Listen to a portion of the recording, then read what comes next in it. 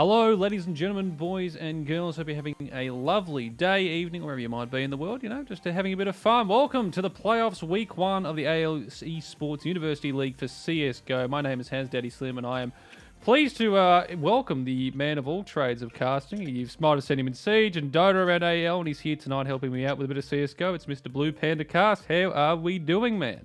Yeah, not good, not good. Looking to make my rounds for the AEL University League. I think the only one that I have left to go is Rocket League at this stage, and I'm sure we'll get there at some point. But yeah, super excited to be back in for some Counter-Strike. It's one of the OGs. It's a game that I've covered a few times, and honestly, looking at the competition, it's U-League. Is always going to get a bit of fun, and there's always going to be a bit of spice. So I'm keen to jump in this playoffs match. Yeah, it should be good. If you guys are wondering what we've got for this evening, it's of course going to be between the University of New South Wales Raw up against ANU Esports. Both of these teams have gotten through to our final 8. We have 6 weeks of playoff casting. Actually, one more week than the usual round robin. But 3rd versus 6, Raw, of course, taking that 3rd seed, ANU with that 6th one. And we already have our map picks through. Pan, do you want to go through those ones for what 3 maps and what size do we have for all these little munchkins on both teams? Well, they went through it, and well, it's looking like we are going to... I'm not quite sure if this is the correct order, but I think Overpass, Inferno, and Vertigo. Kicking Overpass off, it looks like UNSW Raw will be starting off on the CT side. ANU will kick things off as Terrorists, and then going into Inferno, things will trade over. UNSW will be starting off on the T side, with ANU starting off on the CT side. And then obviously if we get to the 3rd map, that's when we get interesting with things. We get to see that knife round, obviously now on a best of 3 format. It all changes. It all comes down to how well you can survive through that best of 3 format. So honestly, it's going to be a stamina test to start things off here. Yeah, exactly. And it's all about who try and gets off to those first few rounds. We've seen a lot of roles in recent weeks of teams just not quite picking up rounds when they needed to. They've lost the first couple, the roll starts off. All of a sudden, a 2-0 down, you go into the first gun round, all of a sudden you lose that and you're down 6-0 and you're really struggling to gain that momentum back. But I mean, these teams here, they're the top 8, so there is a lot of skill and a lot of good players on these ones here. So I'm not expecting any blowouts through these playoffs. I'm expecting some close CS, maybe a few overtimes. Maybe we go all the way to 3 maps. Maybe we stream until midnight. Who knows? It's going to be a whole lot of fun as the teams are, well, waiting to get in the server. We have switched over to Overpass. But in the meantime, Panda, do you want to take us through some of our lovely sponsors who make all of this happen for us here? I mean, yeah, the go-to, the big one, it's Chatime. Without them, none of this would be possible. Massive stuff that they're doing for us here, and especially going into the summer months over the remainder of 2021. Make sure you check them out because honestly, I cannot think of a better drink to have than some nice iced tea through those summer months, especially in our part of the world. Then you got Indomie feeding the troops, keeping them all happy and fed throughout this competition. AOC, our monitor partners, crisp, clean gameplay. Myself, I use one of them, and my next one is definitely going to be an AOC monitor as well. I'm looking to upgrade in the near future. And then, I mean, RIG, our new headphone sponsors as well. Those guys, honestly, again, it's superior quality technology for gamers, and I definitely recommend it to you at home if you can look for a headset. Yes, if you want to hear all those clear sounds of playing a video game, then Riga definitely the guys you want to hit up. They do everything very, very nicely over there as we are just waiting for the teams to get in, get ready, get set for what should be a fantastic best of 3 series. But in the meantime, we can sort of just go over what we've got over, well, I guess. There's the Chatime one. We have a player actually join the server. Very nice. But if you guys didn't know, we've actually already had, well, we'll go through the format for the playoffs. All the teams that made it in. Dorio asking, where's Emperor? Well, Emperor's actually, he's a bit sick at the moment. He's very sickly. He's been in bed. He's got a bit of a cough, so that's why my man, Mr. Blue Panda, is here to join me. I'm pointing the wrong direction, but you sort of get, actually, I'm pointing into the white void there, which is even better. But that's why he's here this evening, and Mr. Emp is, well, he's resting the casting boys. There's a lot of playoff rounds, and we've got to keep him, fit and firing. Can't have him dropping out early on. But anyway, guys, we're going to go through the bracket. So we have the top 8. So Monash lads were the guys to take out the 1st seed. That was number 1 there. The Deacons took 2nd. 3rd, of course, to Raw, who are playing this evening against ANU. 4th was to Team Uni Melbourne. 5th, Swinburne Black. 6th, of course, ANU. 7th, AUE Black. And University of Wollongong Esports Red. Now, the way this works for the playoffs is we have a 3-round series. So we have the upper bracket and lower bracket. The loser from tonight will be sent to the lower bracket, where they will play, I believe, the loser of, yes, it will be the Deacons and AU Blacks, and that will be next week. The winner will progress to the upper bracket where they will play off against either the Deacons or AE Black again. So one of those two teams from both will be there to compete, and then it goes through uppers, lowers until we only have the two teams remaining at the top. Who will be there? Who will win? I don't know. But there's plenty of stuff to happen. And I mean, well, Panda, I mean, I'm assuming you've watched a slight bit of the AEL stuff from the CSGO, even though you've been casting pretty much every single other game besides Rocket League. Have you got a team you're going for? Is there a team in your heart you think is going to go all the way out of those ones? I mean, I do check in every now and then. I haven't been able to sit down and watch a full evening of Counter-Strike, but honestly, I have to go with the team that is closest to my heart in across all codes, and that is University of New South Wales. Big fan of them. Big fan of their esports program. I know a bunch of the people involved in it, so as much as a caster has to remain biased, they're the team that I would like to see make it the full way. But I know for a fact Monash is a pretty potent force unto its own. I think they've topped Siege the last 2-3 semesters even, so I can only imagine they're going to be a force to be reckoned with as well. So honestly, I couldn't say it for sure, but I'm keen to find out. Yeah, there's definitely some top teams there. I mean, myself, I don't know if I've got a favourite. There are quite a few to pick from. I do like an underdog, so I really want the University of Wollongong boys to go a bit through. They've got a tough task immediately against Monash, who have been just a main staple of those grand finals and just the upper brackets and basically the whole CS for AEL for quite a few semesters now. So hopefully they can get something done in that match that I believe they've got on tomorrow. So good luck to them in that.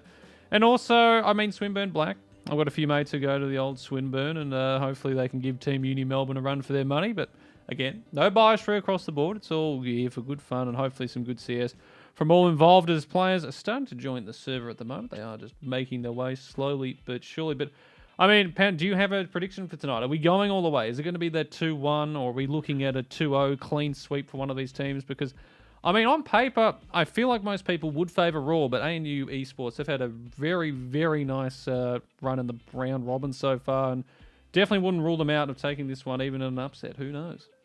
Well, I mean, I would imagine it's the same for Counter-Strike, but, you know, Dota, Siege, it's best of 2 format. Coming into a best of 3, it's just, there's a bit of longevity to it. So, yeah, I think it's definitely going to come down to a battle of stamina. Who can, you know, last the longest mentally? Because, I mean, you look at a 30-round game. If you do go all the way to even 1 overtime in this series, that is a huge investment of time. And the mental drain can be pretty significant getting to that deep into a matchup. So, honestly, I'm again, like I said, I'm back in University of New South Wales. I'm back in the Royal crew, but I mean, I honestly could not say whether they have what it takes to, you know, survive a full best of 3 here on Overpass, Inferno, and then Vertigo. Yeah, they've definitely maps. The Overpass, we've definitely seen Raw and also ANU play this a couple of times against different teams. And I mean, ANU the ones to pick this one out, so they definitely think they have something to run on that T side. Inferno always seems a staple of finals. Like, you're always seeing Inferno pop up everywhere. It's just, I mean, it's been one of those maps that's just always kind of just made its way into the major stuff ever since that Cloud9 major win, which was, God, that feels like almost 3 years ago now. It probably was. It's been that long. And we've been locked indoors for the last 3 years as well, it almost seems like. But yeah, so I mean, I'm hoping there's something there. And then, of course, we have Vertigo, a map which is definitely gaining popularity. I mean, I was telling you earlier before we started the stream, I mean, Vertigo had not been picked at all last semester by any of the teams until the grand final for that one. So definitely seen it a few more times this one. I think teams have sort of found their groove on it. They've got certain spots, certain ways to play it. And I mean, as the competitive scenes in like CSGO have just continued to push it, I think we'll see a lot more of Ancient as well, possibly, as that one continues to grow. It's a map I don't think I've even actually touched that much, if I'm thinking correctly, which is unfortunate, as it looks like the server is up. Oh, it's almost there. Oh, it's thinking about it. And everyone's frozen, so that's good. This is the Australian internet everyone loves there. Look at that. Absolutely fantastic. But all the players are in, so hopefully, going off the server here, if it doesn't just implode, we should have ourselves a game of CSGO about ready to go here. And there's both teams just waiting, pausing. Oh, that. Look, I'll be perfectly honest. I was dreading the potential of an Ancient pick. I try and keep, I try and keep aware of what's relevant in most esports. I do focus a lot on, obviously, in Dota and Siege, and I do keep track of Counter-Strike as well. But This is a little bit of a last-minute call-up, and okay, it looks like I have been booted from the server. So, server crash. We're off to a good start here. We have not. We haven't even started yet, and it's already off the ball. So hopefully we can get that back up and running. But all the players were there, so they know where to get to. Hopefully we can get that one fixed up for you guys as soon as possible. Actually, I might even try and attempt to see if we can reconnect to that one. Let's see. Connect. Server info. Is it alive? Is it working? We're about to find out here. No, it is not. Okay, well, we're looking good here, ladies and gents. We do love a few technical issues, especially with the servers. I mean, well, it's as the saying goes, it would not be an ANZ esports competition if there was not something wrong. No, exactly. I mean, that's why we love it. It's yeah, it's how it works. It's just it is the rules. We don't make it. We just enforce it. Yeah, love in sort of quotation marks there because. Maybe one day we will have internet. Where's Malcolm Turnbull when we need him? He was the king of the internet, the god of the internet. He was the man who made NBN. I mean, he just knew absolutely everything. And yet I never seem to see him anywhere anymore. Maybe he took all the NBN, the good ones, with him when he got kicked out of politics. Who knows? But as it stands, it's it's the 10th of September 2021, and we still cannot run a CSGO server because... I wouldn't know. Some people don't realise that I am actually a New Zealander in hiding in an Australian competition. So when all of you complain about your internet, I don't know what you're talking about. My partner also works for a fibre internet company, so I don't think I've ever had an issue with my internet over the last 4 or 5 years. So, I mean, sucks to be you guys, but we'll carry on. Yeah, no, it's you. That was so heartfelt for us. I could just tell. I could tell the raw emotion in your voice there. All right, guys, we might just take a quick break then while we wait for this stuff to get sorted out. I'll just have one more attempt to see if the server is up and running. I am in the server. So I can say it's up again. There's no one in it, but the server is up. The server is up. So we've got one person. I am attempting to join, and I'm getting bad passwords, so that is probably not a good sign. Yeah, very good. Let's try it. We'll try it again, though. Let's see. Maybe this time. Connect. 1, 2, buckle shoe. Do you want the server to work, ladies and gentlemen? Oh, there we go. We've got one in. I think we're loading. Yes, there it is. The server is loading back up. It's alive. It breathes. It's 2 people. 4 people. Oh. The player Bulldog has been muted for receiving significantly more communication abuse reports than most people. Unlucky. That's unfortunate. All right. So the server is back. That means I need to unmute this man again. So this happened the other few weeks as well. We've had a few people that have been a little bit naughty, and that means that they have been muted in the server. And I think we can unmute them if I try that. But basically, their name is not Bulldog. I don't know who it is, but it's not Bulldog. But that's what they're going to be named for the duration of this match if we can't unmute the actual player bit. Which I don't think. Guy. Always that one guy. There's always one. But all the players are in, so hopefully we will be ready to get underway very soon. For those just joining us for the first time, welcome. This is the playoffs week 1 of AEL University. This is our first map over on Overpass. It is ANU Esports who are picking this one, which means that the Raw are going to be starting on the CT side, ANU on the T side. It's still going to be a fantastic knife round all the same, which usually goes very well. Usually involves people all standing in spawn and one of the teams just completely dying on the spot, which is very fun, by the way. But we might have, if we get all the way, we're looking to the third map, that's when the real knife round comes. That's when things get real interesting. Is just looking at Bulldog here. There he is, the man himself. My favourite AU player. No, the unknown entity. Nothing was known about Bulldog, but here he is. He's come late. He's been a late call-up, I believe, here for the boys over at ANU. He is ready to go. He's locked in. Rajesh, look at him go. I mean, it's when you find out it's someone like Dick Stacey, who's just last minute call up the boys needed someone to help them play, so he's jumped in. He stopped coaching order for the evening and he's decided to join us on the AEL University team. And there goes the server again. Okay, we are just having a lot of fun here. The game server has shut down. This is quintessential Counter-Strike at its finest, honestly. This is CS.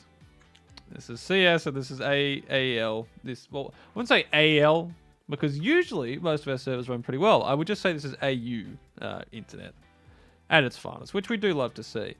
So we're going to have another attempt here. Let's see if we can actually join the server immediately this time. That'd be pretty funny.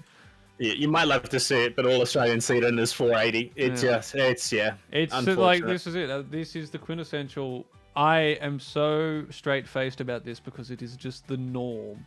And that is a worrying sign if this is the norm. If this is the norm, and we are in a whole lot of trouble going into the future. But you never know. Maybe things change. Maybe. So the question has to be: at what point do we just call it quits and go to Krunker and play out the playoffs there? I mean, we could just do a 1v1. They could decide. I'll play for.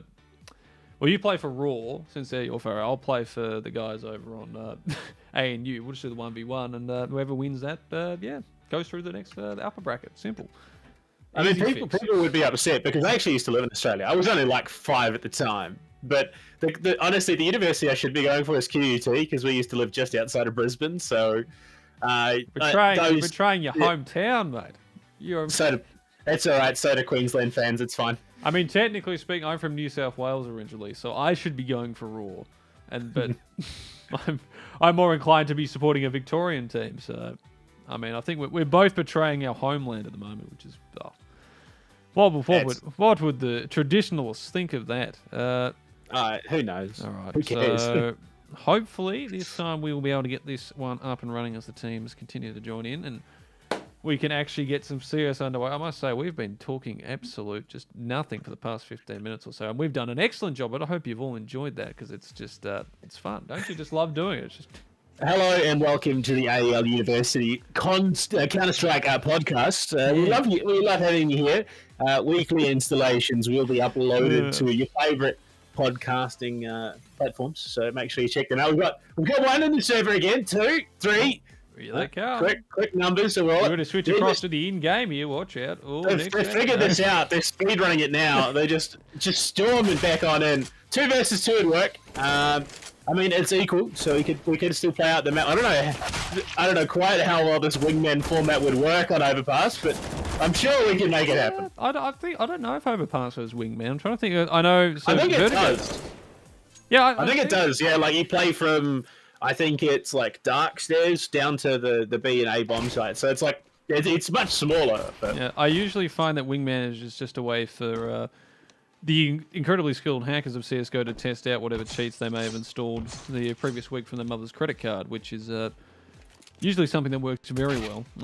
Unfortunately, we're not going to be doing that this evening, as I'm hoping no one's got. Imagine if we got that a VAC ban mid-game. That'd be interesting. Maybe Bulldog's going to be the one that does that. Well, Bulldog has now become a calf. I was going to say Bulldog is now.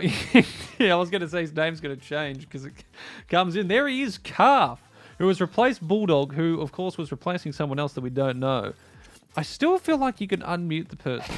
I remember doing that last time, but apparently not. So that's Calf. Welcome in, Calf. He's a very skilled individual, and I hope he does very well from this side here. But, as we stand, 4 players here for ANU, 5 for the University of New South Wales fellas.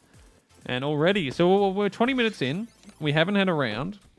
We could be looking at that midnight one if we have a few more server crashes. We go to 3 maps, just to factor in a few things here and there, which is exactly what we're hoping for. I mean, as a New Zealander, I think I beat you out in that midnight speed run. Unfortunately, you'll be getting close here. If we do go to 3 maps, you may as well just lock it in at this point. I think I saw it. I did see a name thrown out, Mizu. So potentially Calf is Mizu. I wouldn't know. Yeah. I'm not going to remember that. I apologise. I think we. Jazz is calling ready with 4 players in the server. As you do. Well, I mean, Calf he's one person and actually another. So technically, I guess he counts as 2. So that's fine. There we go. And Daryl's here. Oh, there's Daryl. Everyone's favourite Daryl. Okay. It looks like we're about to have some Counter-Strike Global Offensive play. Don't quote me on that because, you never know. Maybe the server just crashes again. That'd be fun. Well, now you've jinxed it, so... now it's definitely going to happen, so you may as well... Well, I hope you all enjoy this reconnecting simulator, as much as we do, anyway. Oh, it's beautiful. We love to see it. Oh, my boy White Fox there, typing out my name. Thank you, Mr. White Fox. We do love to see you there. Mate, it's unfortunate your Swinburne team getting to the finals. You just didn't IGL hard enough. Well, I mean, that and you were against, I think they had the Monash boys in their group, and then also Might have been ANU as well. So they had two of the teams that have eventuated here that have not lost a single one so far. So. Oh, okay. Can we just call UNSW the winners? Because the way that ANU spell esports already annoys me. I'm sorry. As a caster, you try and remain impartial, but if you spell esports like that, it should be an automatic disqualification. Now, that's a podcast discussion. I mean, this is a podcast at this point. We've gone 20 minutes. We still haven't started the game. I mean, yeah, how esports. You've got to spell it with the capital E, surely. Like, it's the E and then the sports bit after that. Well, it's either capital E or capital ES. It's not lowercase e, capital S. It's just... No, you never do the lowercase e. I can't agree with that one. What about the slash, like the E/sports? Because then I feel like... E hyphen. Yeah, E hyphen. Because then I would put, like, the capital S in that instance. Because it's technically two words at that point to me. All capital or all lowercase. I'm sorry. That's just the only way. I mean, I feel like all capital kind of makes sense if you... Because, I mean, look at University of Sport ANU. It depends on how passionate... There you go. We're in. We've done it. The podcast is over, ladies and gentlemen. Welcome to an actual game of Counter-Strike Global Offensive. It has arrived. Oh, well, Rajesh died. Oh, it's unlucky. No, I think we're just sorting out sides at the moment. Yes, this is how knife rounds are decided when there's no... Yep, there it is. They all drop at once. In the same in New South Wales, they're just too good. I mean, how you win that without even touching your opponents? It takes a high level of skill. That's just, it shows the mettle they have as a team there. They've definitely got the, mental edge at the moment after they win that round. But yeah, basically just standing still. And I mean, that's a skill to have. I mean, you do that to an enemy opposition. I mean, it's just, they're gone. They're gone already. The true medal test will be Calf, because he's such an unknown entity. Is he going to have what it takes? I mean, the last thing you want to be bringing to a gunfight is a Calf. I mean, it's not going to provide you much cover. Yeah, it might taste great after it's all said and done and you have the barbecue, but a battlefield is no place for a young cow. It's just not on. A leg of lamb, maybe, but definitely not a calf. As we are finally underway, our first map here for our first map of televised playoff action of week one. Let us get underway. This is going to be pushing out to Fountain immediately here from ANU, getting early picks there. And Calf is the first man out. He's looking to find that first pick of the day. They've already cleared through towards bathrooms here as they get past there. They're flanked from long, though, so they're not aware about that. But Stosh Forvent, he's finally coming in behind here, and he's going to pick up the one here to manage of Hazy, who's caught there. Still the bomb as well, so this is a really awkward position for Jazz. He tries to run towards the side, and they're being closed in from both sides. Needs to try and get back towards the look there, and he will be able to get the bomb planted as Gibbs holding the angle. And Daryl tries pushing through, gets taken down. And now it's a 5v3 after plant. Daryl just got clean clock there as he looks to peek out through the smoke. Another one going down. WF closes out the round, and UNSW will easily take the site back and get the defuse down.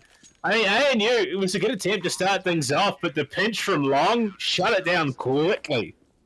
Yeah, I don't think they were ready for the two push from long there. They almost got outworked there, or almost pushing a bit too quickly in there, and almost got caught on the back flank. But then the bomb was sort of stuck down with Jays, and he hadn't joined the rest of his team at that point. So they're trying to get that one back. But they will invest into this round ANU because they did get that bomb penalty down at least. So Mac-10, a couple of AKs, the Deagle, and the P250 on Rajesh. I think might have brought one across as well. Meanwhile, the MP9s, M4A4, and FAMAS out here for Raws. It's going to be a slow start here for Andy. Looking to see might be any pushes come in. Sirquest already in towards Playground, so he's cleared out that long position. Going to be relaying that to the rest of his teammates who have sort of pushed towards this B side already. Questo's got to be careful, and Jazz holding that angle will pick him up. Now the push out towards Founder. It's going to allow some rotations across here from all they need to do. What a push! I mean, that Sirquest, it was ambitious. You got to admit, yeah, look.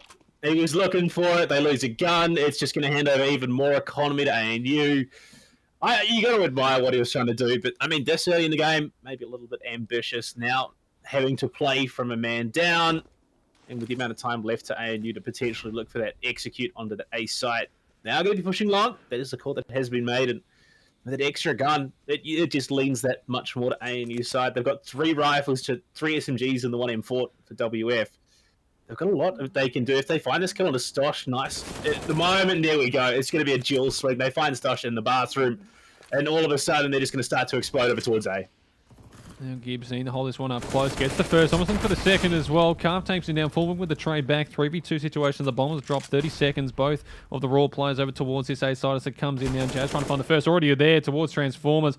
WF goes down on Optimus, and now it's 4 vent left. And the 1v3 gets the first. The MP9, the firing speed. Looking to try and get the damage across. Daryl will shut him down with 2 HP remaining, and ANU respond. That bomb plant from last round allows that buy up, and it will push them through to there, meaning their economy looking pretty nice there, as it will be allowing some reinvestments across the board. AKs everywhere. Meanwhile, Raw, it means that they're going to have to that Deagle ones, and they're pushing for the buy here. So now, if they can pick this one up, then it's really going to be that back and forth round. Two's economy breaks first. If ANU get this one here, they'll look to try and gain a few rounds of ascendancy. Sir Quest already taking some damage from that early nade.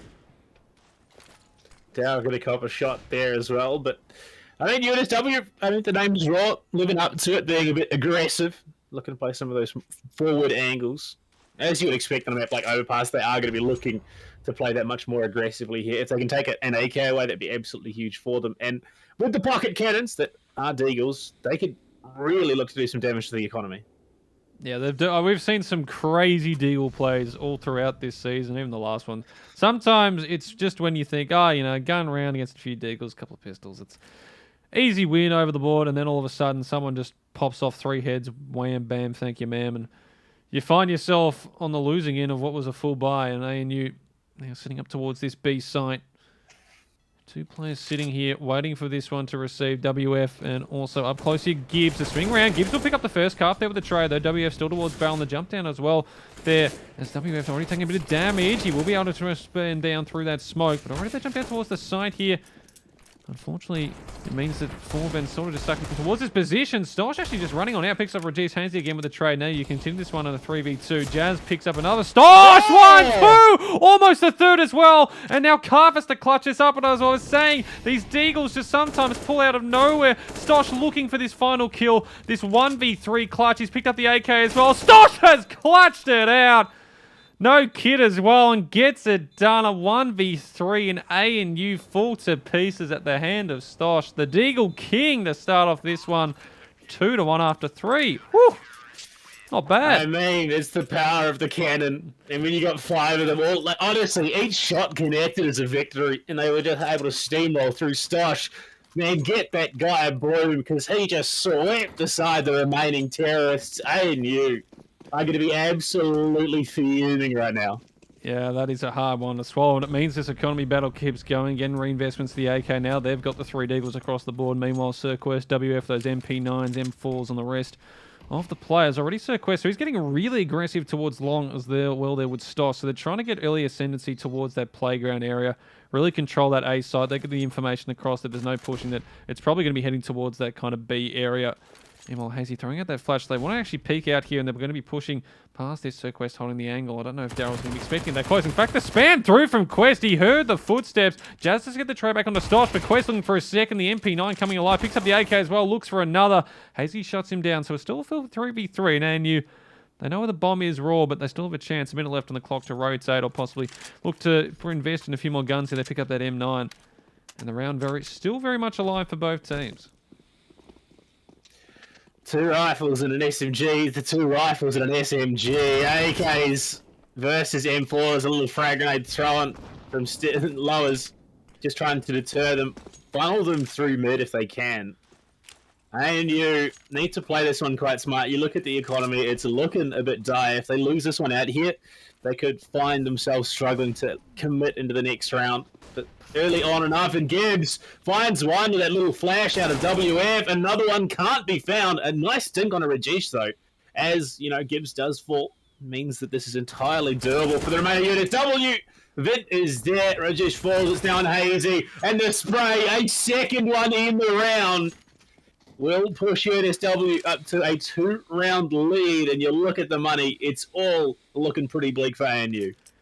Yeah, I thought the Valorant was the game where you just spam every single wall and you kill someone. But you have to remember, CSGO does have a few spammable spots, and Raw here, they win the economy battle out. And you look at that, yeah, I mean, they've got rifles, full utility across the board. Meanwhile, ANU, P250s and Glocks, and no utility, no armor, just looking to see if they can possibly find a bomb plant, just push together as a team. maybe find a couple of kills here and there, but they wouldn't be expecting too much from this round already. Pushing down towards this connect area. Hazy's going to pick up first, and Stosh looks away. Can't quite get the tag on him, though, and now alerted to their presence. That nade's going to fall down. Stosh gets one. Hazy with a trade back, and they could almost look for another one, but Sir Quest knocks it down with 2 there, and the 4v2 bomb dropped, and it's all left up to Rajesh and Daryl to get something out of this round. Nothing like using your teammate as a bit of bait there as, well, unfortunately, Stosh goes down. Sir Quest mopping up nicely, anticipating the push from mid. Daryl might find something, but no, again, it's Counter-Strike timing. Looks the wrong way at the wrong time, and WF does clean that one up. Rajesh looking to push in. Oh, does he know? He's heard the audio. A little tap. WF jumps on him, flying through. And UNSW will mop up the eco, losing a single gun for their efforts. Yeah, I mean, that's just kind of what we expected there. You know, pistols up against a full bite. And you bit of damage across, but nothing too substantial. As now they'll be able to reinvest here. AKs across the board. Decent utility. All full body armor on both sides. And now our real first gun round here. As we move into round number 6. And they're going for an immediate push here towards B. Trying to get something done early. Or meeting through water here. Gibbs might think about pushing towards sandbags, but decides against it. And the nade utility. Oh my lord. Rajesh, Jazz, and Daryl all just cut in half. The raw utility usage there is absolutely huge. Hazy, though, will be able to get the first across towards Stosh. So they have the numbers advantage, but WF with the immediate train back as that smoke fades. Jazz goes down. He might spot the bomb as well. Sir Quest picks up Calf, and Raw immediately. It's swung back in their favour. A 4v3. Still a minute 15 left on the clock. Well, I mean, still doable. Obviously, AK is pretty potent in these situations, and a wall being here could be huge for Rajesh, but doesn't really want to give up the info for a potential wallbang. You want it to be a guaranteed thing. But you can see ANU, a little bit concerned, a little bit skeptical about what to do for. He's going to spot out the 1-2 players. I believe he got both of them in his line of sight there. Rajesh trying to bait, trying to play the mental warfare game as they look to push on through, but nothing doing. WF spots Daryl. That is the bomb down. Rajesh looking for anything that he can find towards Monster, but no, WF locks it down again. And it's all down to Hazy over towards T-Sport with, well, really not a hope or a dream. He's probably going to look to save this. Yeah, if he can, 25 seconds. He's going to try and push in at this point. Gets one. Gibbs with the immediate trade, though. Hazy goes down, and Raw continue the roll after dropping that first round 5-1. WF sitting on 9 kills at the moment as well, as we are going to get a pause, which, I mean, ANU, probably good timing for this. You've got that first, you've lost the second, you had the chance to sort of build your economy up. Missed out on the opportunities, you just lost another gun round. Just good to chat here. They're not going to be able to buy into this round, you'd imagine. Maybe a couple of pistols. Bit of utility to push on the side, but yeah, good time to discuss some different strategies, you'd imagine. They don't want to be going down all of a sudden. It's 5-1, becomes 10-1. Just try and stop this steamroll as quickly as possible as... Yeah, just deagles across the board. So they're investing decently. So it's about 2,000 for each player still remaining, meaning they will have enough to buy into a full round the next one. But hey, 5 deagles. Remember what happened when we had 5 deagles a couple of rounds ago? Things happened. Things did happen indeed. And I mean, UNSW very much in the driver's seat here, dictating a lot of the pace of this matchup so far. As we head down low tons, Stosh and Sir Quest once again looking to lock things down. Fire grenade prepped and ready. Another molly there as well. Jazz, the only one to receive certain damage so far. But, I mean, it's enough of a deterrent. They've looked to have made the call. They want to go maybe mid, maybe long. But going lowers has just not worked out for them. I mean, the aggression from Raw has just worked out really well. Jazz, though, picking up the first, looking for a second almost. No one's towards connector, and Stosh needs to deal with all these players pushing towards him. Gets one, looking for a second there. Can't quite hit the spray. Does manage to get there, but Calf evens it up 3v3. Does take a bit of damage, but we'll pick up that M4 A1S. And now, 3v3. Sort of decide where they want to go next. Hazy looking around. He should be able to pick up the M4 as well.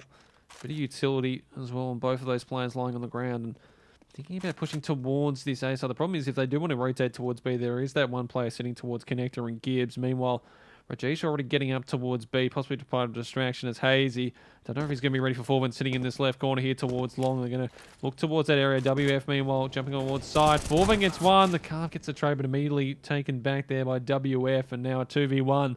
All left on Rajesh. Bomb down, 28 seconds. and he's on the wrong site. It's a story of economy and the damage. I mean, yeah, look, it's looking like it's probably going to be another New South Wales round, but the fact that they've taken down 3 of those rifles out of the hands of UNSW is going to cost them going into round 8.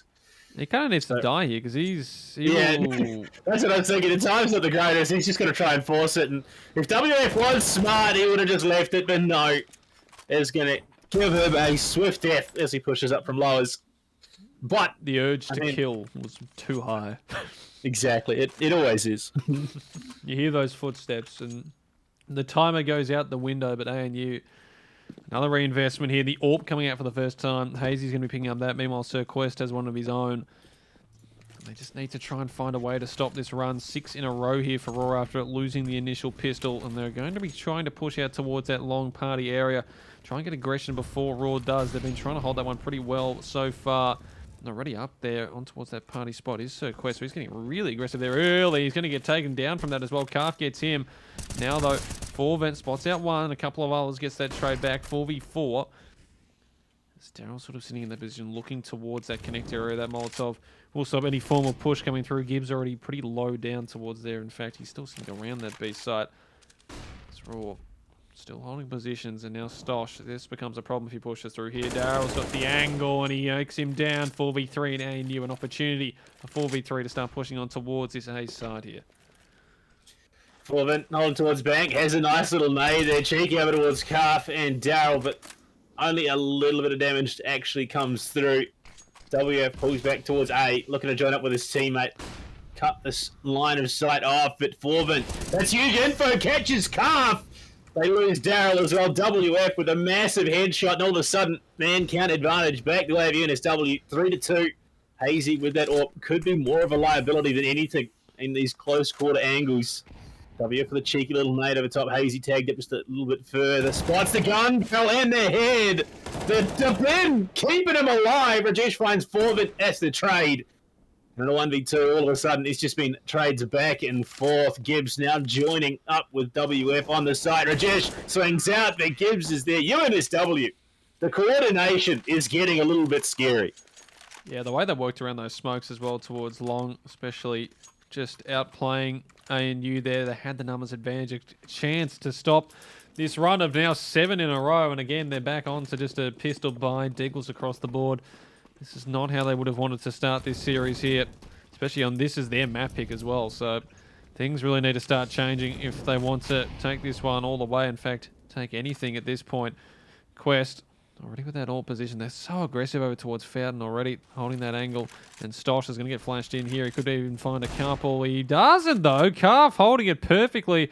And the Deagle puts him straight down. Just got to be careful of Sir Quest holding that one, but he's fallen back a bit, realizing that he might need to be a bit more careful here. Daryl already coming up through connector, but Sir Quest will put him down 4v4 as Rajesh. This could actually be a huge flank, but Forvent watching the angle there, ready for it. Minute 10 as they start this push on towards the A site. Oh, almost losing a shoulder blade there. Calf does go down, but Hazy's flashed as well. Takes out Sir Quest, so a pocket, or for a real, or not the worst situation. 2 versus 3 again last time, and then the situation that dwindled down to that 1 versus 2, and just the coordination shone through for Raw, and they shut that down. Hazy in bathroom, you got Jazz Long. Jazz swings on him, they spot him. The dual swing is good, and it leaves him to 3v1. No chance, no clue. Hazy falls to Gibbs' AK, and a 7-round lead here established by Raw. Yeah, it's already starting to build up. ANU will be able to buy into this one again. Calf pulling out the AWP this time. 4 AKs, basically full utility on most players. Meanwhile, Raw, I mean, their economy just keeps building for a few of their players. I must say, even though they have won the 8 rounds, Quest, WF, Stosh, not sitting at the greatest money. So ANU, they just need to find 1 or 2 here just to give themselves an opportunity to play against maybe a couple of pistols and push that Raw guys into a couple of saves, get themselves a few rounds, just get something of a roll going as they're again getting aggressive towards this party area, getting flashed back for the second on many league quest. He's holding this angle with the AWP. I think he might have been spotted out there, and Rajesh holds it down perfectly, and that's what they need. They get rid of the AWP, and a lot of map ascendancy there as Stosh looking around this corner, trying to get re-ingress back in towards bathrooms here. He's got multiple angles to deal with though, and the bomb itself still all the way back towards spawn at the moment as Hazy goes and grabs that, and they're thinking probably of an A push, but they've had numbers advantage the last couple of rounds. They haven't been able to push it through. It's because of been like guys on 4-vent on towards this van position that have just held down these sides perfectly, and yeah, they are going to try and re-ingress towards B as they take that connect area, and maybe a chance to get the bomb down and a chance to get another round on the board here. Hazy looking to fake out that A push, but Daryl dies to Gibbs, and it's 2 quick wallbangs both ways, a 2-for-2 trade, leaving ANU still in that player count advantage as they look to push from heaven. And off Foreman, what a nade onto Jazz, brings it down to 2-2. Plant is good. Hazy with the molly will try and cut off Stosh, but he's pushed on in. He's looking to get cheeky with some of these angles. Hazy can't find it. He's tagged, Cuff is down. The AWP out of hand. And UNSW pull off the miracle once again. Yeah, just unfortunate again. The nade usage from Raw has been absolutely superb so far, and it works again there. They immediately bring it to that 2v2 just after the bomb's planted as they tank down that bomb planter with a nicely placed HE grenade. But also there, it's just unfortunate. I mean, Hazy had the angle. He saw Stosh and was about to fire towards him, and then all of a sudden he got swung on from the other side, has to drop down, takes huge damage. Calf, unfortunately, can't land that AWP shot towards the pillar, and just like that, 9-1 ANU. They haven't been playing too poorly. They've had numbers advantage, they've had opportunities in gun rounds. They just haven't been able to push through as 4-vent, already getting aggressive, flashed on out. Daryl had absolutely no idea about that, and Stosh holding aggressively towards Party, takes down Jasmine, so that a 5v3. Daisy also getting legged there from Quest. It's just not working out as Quest right to the dome of Hazy, a 5v2 just like that, and Rajesh and Karf left with it all to do. They still don't have the bomb, but that's a very tough ask at this stage as Raw looking to pick up their 10th. Well, Rajesh and Karf have a tall task. It might be Veal soon if he's not careful. Oh, the swing! How does Sir Quest survive that? He's going to go for the regress. Karf, second time around, will not give him any chance at leniency. He's got confidence. He was re-aggressing that. Guys, oh no, 5 health and a dream. It doesn't matter. Confidence is key, and with 4-vent and WF wrapping around, unfortunately they do just miss out on grabbing that AWP back up for Sir Quest. I mean, look, it hasn't been the cleanest of AWP runs from so far, but it still would have been nice in the pocket.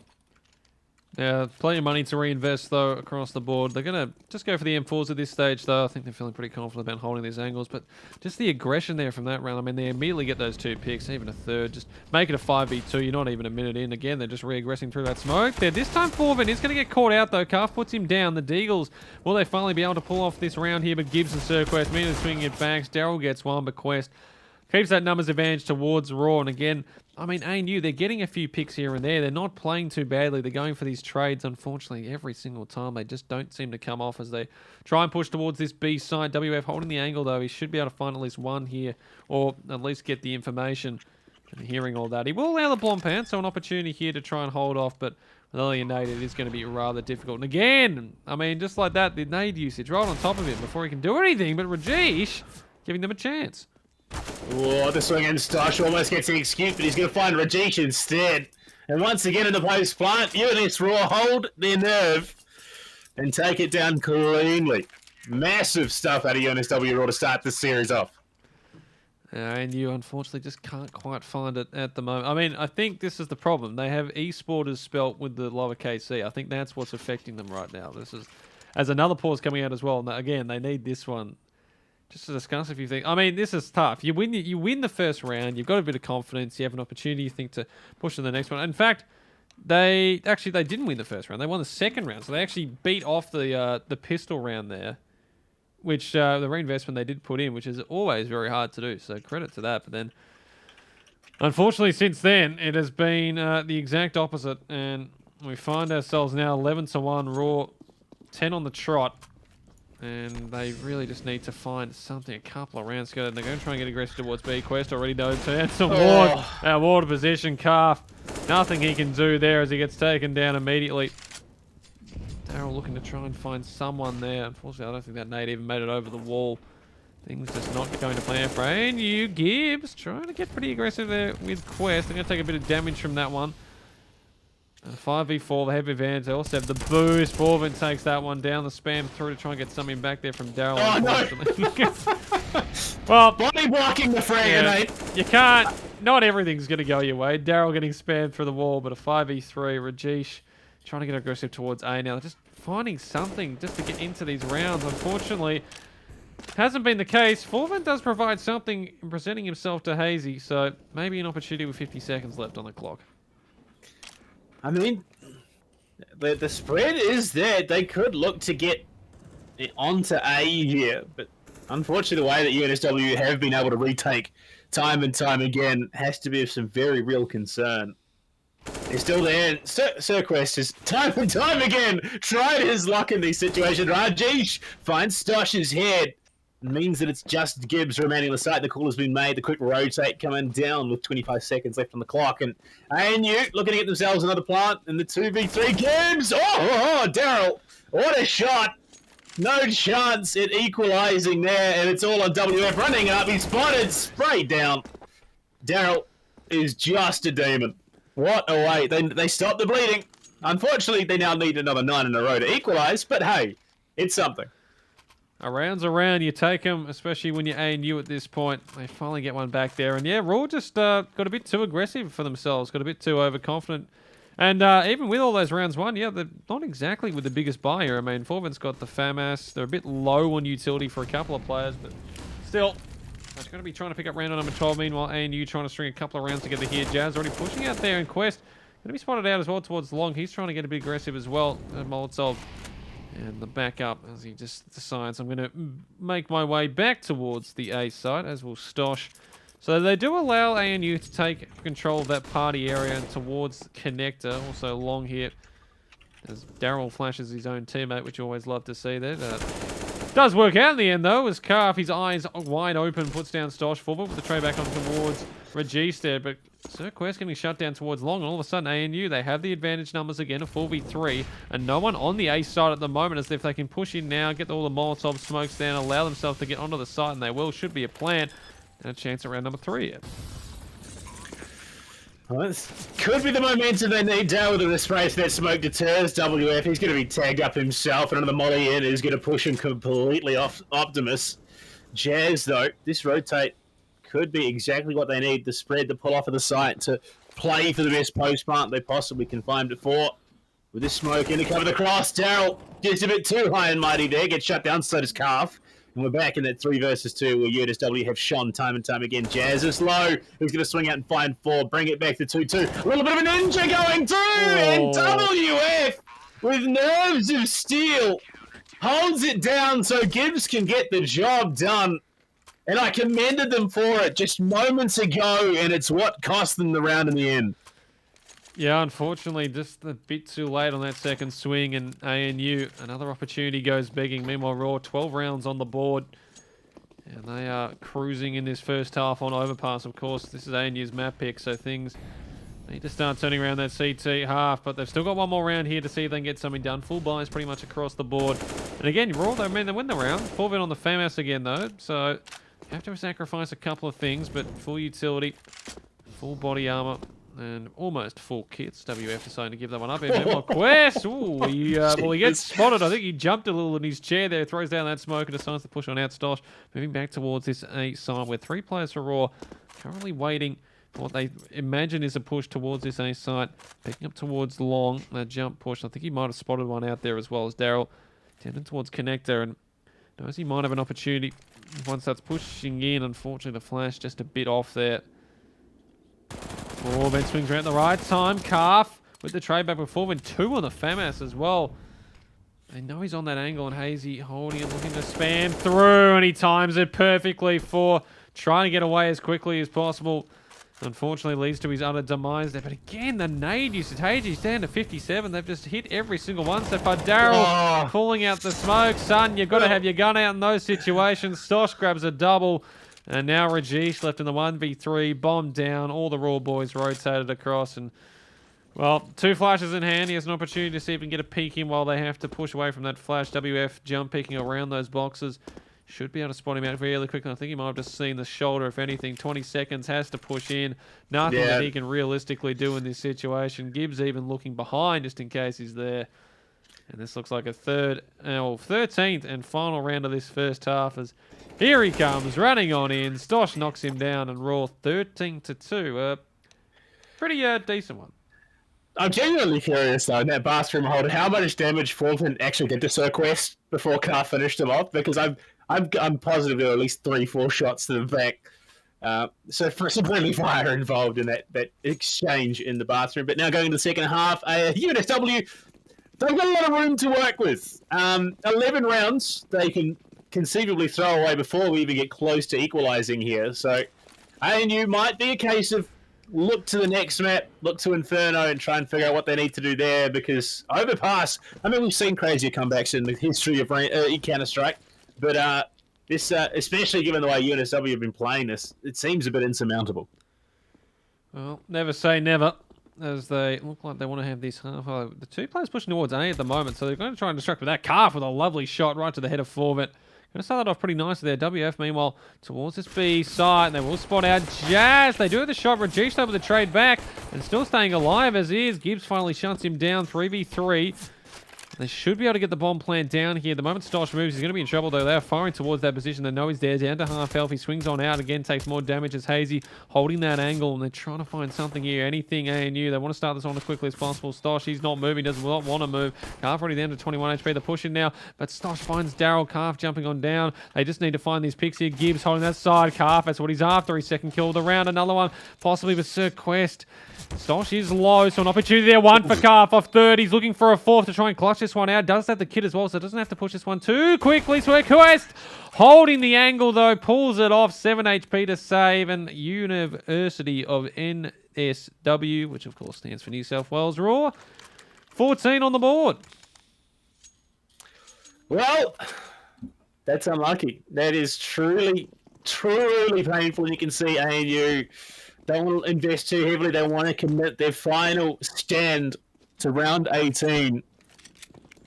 That's exactly what they're looking for. And Daryl finds himself hugely in trouble. Pushed out by the molly. Spotted on site. Jazz low, and Gibbs going to swing around, provide some support. Daryl falls. So it is Jazz. Quick 2 men. Absolute felling. And Forvet was looking for the knife kill onto Hazy. Stolen away by Gibbs there. Cheeky and unfortunate as it was. Leaves it down to Rajesh and Calf, looking to try and stall things out, but there's not a chance. It's just an overwhelming force. Remaining player in hell, pushing on through. Gibbs fully flashed out. There's Calf, tries to land the deagle shots. They're playing with him. They're just toying with him. He tries to run, and there's no chance at redemption. ANU about to lose by a 14-round margin. They will be at least be able to get this reinvestment of this round. I feel like Sir Quest did that to Gibbs because he was trying to prevent what was the ace in the end there, which, look, the flash was pretty perfect for his teammate because he couldn't see. So definitely have been practicing that one very nicely as we move into what is our 18th and possibly final round here. Immediately already damage towards Hazy and Calf as they try and get aggressive towards that party area. What Raw were doing. Meanwhile, Quest has already run all the way through and they've got them on round. And the flank around from Quest as well on Hazy. And just like that, 5v3. The A side is completely open.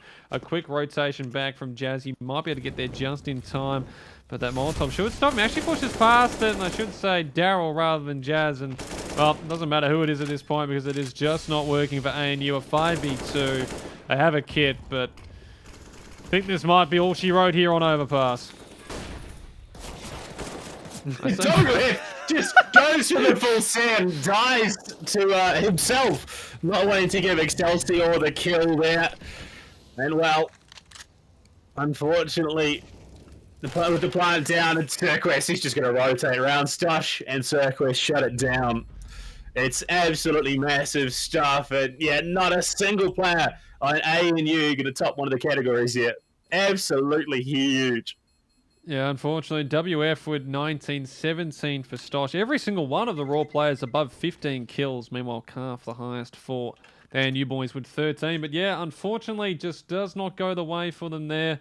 And that is the first map done, 16-2. And I mean, unfortunately, Panda, it was pretty one-sided.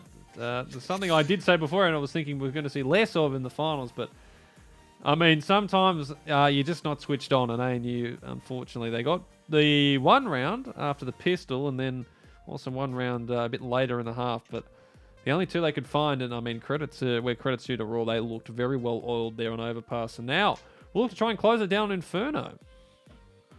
Well, I mean, look, it's I wouldn't even say that it was a case of, just that, ANU weren't switched on. It was just that UNSW were that much more switched on. The way that they played was just phenomenal. Absolutely dominated from start to finish, determined the pacing, and from there, they just drove it completely where they wanted it to go. I mean, there's not much more you can really say about that one. ANU just, weren't there. They didn't log into the server. Maybe they didn't log into the server. That was the problem. I mean, the server crashed about 3 times. Well, they could have just not had their monitors on. That's always a good one. They had their AOC monitors turned off, and that just to give Raw a chance. Unfortunately, they did forget to plug them back in for the other rounds, but hey, what are you going to do? They have to, make the comeback, the reverse sweep 2-1. Where we will be heading next is Inferno, of course. We will be back shortly when we do return. It is either going to be Raw closing this one out and moving on to the upper bracket, or will it be ANU grabbing one back and pushing us all the way in this best of 3? Don't go anywhere. We will return shortly.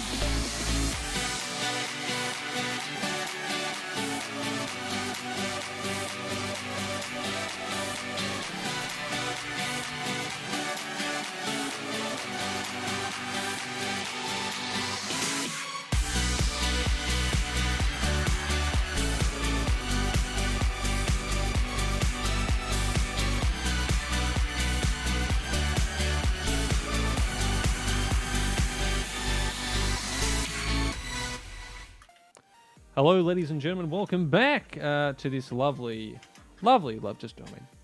stuff here over on our Australian Esports University League. It's the first week of the playoffs. If you are just joining us for the first time this evening, it's University of New South Wales Raw up against ANU Esports. And if you did miss that first one, well, it was a pretty resounding first map the way of Raw. 16-2 over an overpass. We now will be moving in towards Inferno and Panda. We've fixed the walkie-talkie mic by the sounds of things. We had a few very nice comments in the chat about that one going on. We're not entirely sure what that was. Apparently the game volume of CSGO was, destroying it, which is always great. I mean, we love audio settings. They're just fantastic. They work all the time perfectly. I mean, yeah, look, it's just the bane of any caster's existence is having to fiddle around with audio, which is, I mean, look, that's why you get someone else to do production and you don't have to worry about it. Unfortunately, look, this is what we have to make do. You got to tweak the settings on the fly, but speaking of tweaking things on the fly, ANU were not able to do so. Unfortunately, at every single step, they were shut down. UNSW had their number from start to finish. And on overpass, I mean, you would have expected probably a better scoreline out of ANU. Even going into the half, just a couple more rounds. But on Inferno, I mean, get back to basics, one of the core maps in competitive Siege. Maybe they can have a chance at pushing us to Vertigo. Well, that's what they'd be wanting to do. Unfortunately, just didn't really wake up on overpass 16-2 there. But they have the chance to turn this around. There's definitely opportunities to try and get something done here. It's, hopefully we can find something that would be a plus across the board for both of these players. But yeah, it's, it's really hard. Like mentally, when you map pick and you go down 16-2, to work your way out of that one, you go immediately into another one here. It is a bit of a building block to sort of get over. That's the really hard stuff of just thinking, how to really move past that kind of thing. And it's just the mental game. And hopefully ANU, they've managed to process it quickly. Just go, all right, you know what? We dropped that one.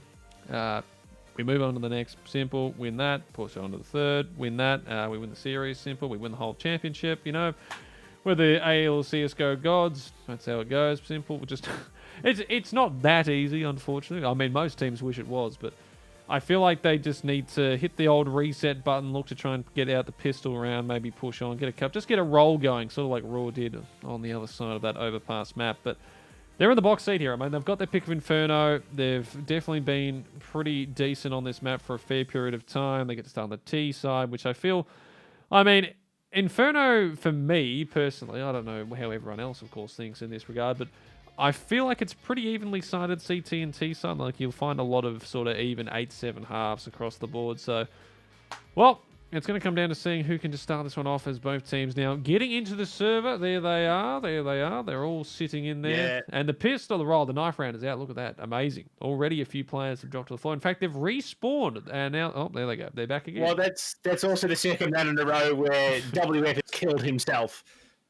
Unfortunately, last time it was Gravity helping them along. This time it's the console. But yeah, I'm anticipating that it's probably going to be more even than I think Overpass was, which, I mean, it tends to just lean more defender-sided. Not like massively, you're not talking like 13-12 halves, even though that's what we kind of saw.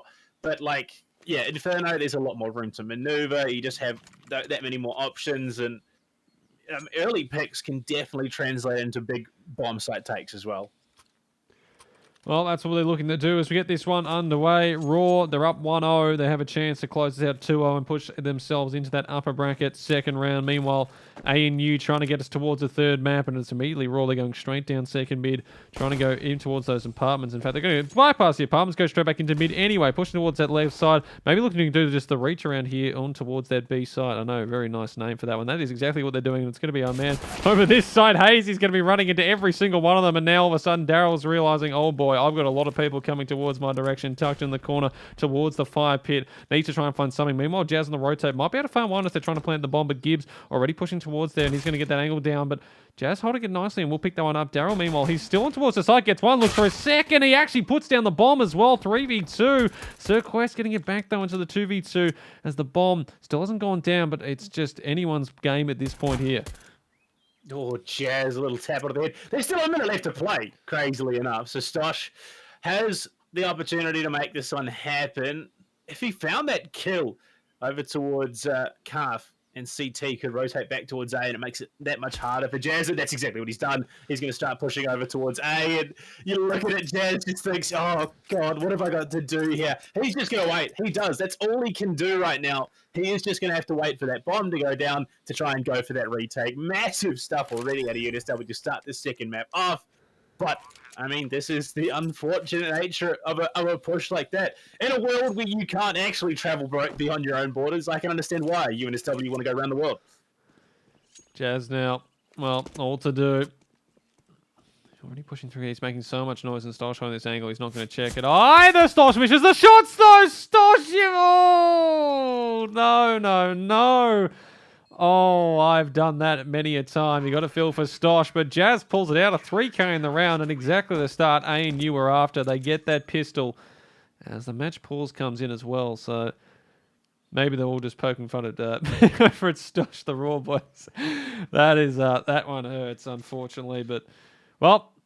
You got to roll with the punches, and they will be able to buy into this round as well since they got that bomb plant down. They're going immediately into that. Galil's ANU will most likely have their own investments as well, but that's what they're after. They got the first pistol round.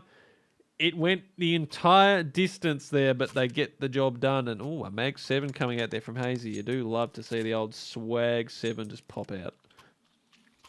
Well, yeah, you love a bit of it. You want to get a bit cheeky, and if you can compound that eco gain, why not? There are some great positions on this map that you can play with the Swag 7 and really mess people up. So I'm keen to see what Hazy's plan is here, where he's going to be holding that one down. But looks like UNSW Raw, they're going to buy up 3 Galils now. Deagle and Stosh holding on to his Dosh for now, not wanting to commit. Okay, no, never mind, I'm wrong. It's a full AK for him, so they are going to be able to go for something here off of the back of that bomb plant in round 1. So they're looking to aggressively contest. In fact, they have more rifles in hand than ANU do. I'd usage from ANU to begin with there. WF already down to 38 HP, so with a tag as well coming through. But already taking a lot of mid control here. Holding the angles off their calf as WF going back to pick up the bomb. 3 players already towards top mid, and they're trying to push up towards that source side. Rajesh, though, in towards apartments. He could find 1, even 2 here. All comes down to time. He should be able to pick up 4, and lets him pass. And WF, he gets the bomb down. That's what he's after. Stosh, meanwhile, is pushed on the side here with 4 vent coming in now. Rajesh looking to see if he can pick up another 4 vent. Lands the dig perfectly. Now Hazy trying to hold that bomb down with 4 vent. Another Deagle's coming through. Gibbs picks up 1. And just like that, ANU, they win the pistol, but unfortunately, because Raw got that bomb plant, they have the guns and they have all the picks going their way, the trades across the board. And now Daryl, Quest, is he going to do it? He does. I mean, the Deagle shots, it's like catching a forearm to the face in a footy match. It's just so brutal. And Gibbs, they're locking it down. Another pause being called here by ANU. So obviously something's going on. Something that's not working out the way they want. Daryl is nowhere. Okay, there he is. He's coming up mid, looking to do some damage to the eco. Swung on, shut down by Gibbs. And well, I mean, another pause as we tie up the score already. That's interesting. Obviously, ANU thinking deep and hard about what they want to do. Yeah, they've put a lot of time out so far this game, but unfortunately, it hasn't quite worked out for them so far. As yeah, I mean, this is the problem here. Do they want to invest into this round, or do they just think about the save? And the CT side, of course, you're not going to be picking up as much economy either. The guns, of course, cost a bit more, especially the rifles, the M4 compared to the AK. And, I mean, it's not a huge amount, but it does, in the way, sort of just add up as the rounds push through. And big decisions across here. And the fact that you're already down a map, it's just all playing in your head. It's going round and round and round. You just got to try and calm yourself down. Think about what you want to do into this one as Raw. Well, that bomb plant from the previous first round comes through nicely. They've got the guns here. They can sort of just throw what they want at this one. They'll be probably feeling ANU might not have too much here, but they get this one here. All of a sudden, it's a 2-1. ANU, I feel like even if the problem is if Jazz and Hazy save this round, I don't think they're going to get huge investments in the next, considering that loss bonus isn't really going to be there. And also, one of the players has just disappeared from the sky. He is taken up and looks like we're going to be having some issues. Sorry for his shocking conduct. Just a bit of banter, Daryl. It's unacceptable. We've got him out of the server. On to the next. We just can't have that. You can't have a mullet in the server. I just assume that Daryl's got a mullet with a name like that. I wish I could read that. I've got the text chat turned off because you can. As much as I do love reading it. He's lagging. No, that's not the issue. So they're just waiting to get his connection issues sorted. But I mean, 1-1, they do bounce back after what was a very tense round there, going all the way down to the 1v1 in the first, and then second time much better. And you can understand why Dale was a bit standoffish towards the end of the round. Now that we know he's having lag issues, didn't want to commit to a fight, didn't want to lose out on the gun. He finds a kill off it anyway, that then goes down himself. And you look at the money available; they are going to be able to buy it in this round, and they already have UNSW, and they are going to be able to force up into the next. If they do lose this one, I believe. I think Stosh and WF will be the only ones really suffering at that. But ANU, it's going to be a partial buy. The Swag 7 again, coming out this time in the hands of Rajesh. Honestly, I'm looking for that gun to do some damage. If they can find a couple of cheeky angles with the Swag 7, they could really get themselves rolling back into this map. That's what they are. Yeah, Daryl got called out for the business mullet. Is there such thing as a business mullet? I don't know. I feel like a mullet's just a mullet, and whatever way it's usually a pretty disgusting one. Well, I mean, it's a mullet, so disgusting. A mullet. There's just no excuse. Anyway. I mean, look, if you're rocking up to a job interview, a business interview with that business mullet, good luck to you, because it's a bold statement. I'll give you that much. Well, it's like those kids you see running around with the mullets, and you just want to go and ask their parents why they can only afford half a haircut. Well, to be fair, at the moment, I think mullets are coming back into style because half the time we've been in lockdowns across the border. The hairdressers are shut, so what are you going to do? I do not trust any of my mates to cut my hair. Fortunately, I actually got a haircut before we went to the last one, but even I feel mine's coming. Maybe I'm going to be wearing a mullet. I was about to get one, and then the New Zealand lockdown was announced like the next day, and it was the most soul-crushing thing because my beard was far too long and my hair was getting too far gone. And so I let my partner do my beard. She's like, now it's time for me to do your hair. And I just shut that down real quick. I'm not going to be rocking a reverse mohawk on a broadcast. Oh, I'm sure it'll look lovely. Well, according to Bonk, it is incredible and respectable, so we'll have to take the word for it. I mean, it's been referred to as a business mullet, so there must be something very nice about it, as both teams now back into the server, ready to go, and ANU have invested into this round. The Swag 7 out from Rajesh. Deagle's a C7. 2-5 on the man, Hazy, and Calf with a Deagle as well. So they're looking to try and push through already, and Jazz holding that perfectly. Forven trying to push through that Molotov with the flash. Gets absolutely nothing going his way there. Meanwhile, Rajesh pushing in towards upper apartments. They've basically cleared this out at the moment. The bomb is below. Hazy, coming there to time, he might find some WF. He picks out the Mac 10, throws it over the wall. He's not trying to give anything to the CT. Gibbs comes down to timing. Hazy spots him. Unfortunately, Gibbs is the one with the quicker draw. Puts him down. 4v4. Jazz trying to re-aggress there towards long. See if he can find something there in B. Fortunately, can't. Can't getting spammed down through the smoke. Does take a bit of damage there. But they have the advantage here of all the numbers, and they can sort of guess where they want to go. Rajesh gets a nice dink onto Gibbs. Unfortunately, shotguns to the head do not kill in this game. Stosh puts down Daryl, and Ross like that a 4v1, and Calf left with all to do. Body armor and a Deagle, but not a scrap of utility on him. And WF waiting with open arms for him. Oh, Swag! It's going to be Calf to fall. Turn into Veal, and yeah, Daryl's called another pause. Apparently, his university internet is quickly dying. What is worse than Australian internet? Australian university internet. It's a pretty brutal cycle. But yeah, look, unfortunately, if Rajesh had done 4 more damage, that Swag 7 might have even paid for itself in that round, as he would have bagged a decent chunk of change. We are going to have to wait for another pause. Daryl, the business mullet, maybe he should go and negotiate some more megabytes on his connection. I think he's invested too much in the mullet and not for the fibre connection that possibly he could have gotten. But he departs this world once again to see if he can get things going on his end. But yeah, he's going to tell the entire floor to stop using the internet, stop streaming Netflix. Might have to switch over to the 4G. Australians can't use Netflix, that's right, because they can't watch anything above 360p. I don't know. I feel like we do. I feel like too many people do. That's why half the time the internet doesn't work. So only 5 people in New South Wales can watch Netflix at one time. Otherwise, it just breaks the system. Yeah. The thing is, I'd say it took a lockdown for people to realise how bad our internet was, but we already knew how terrible it really was.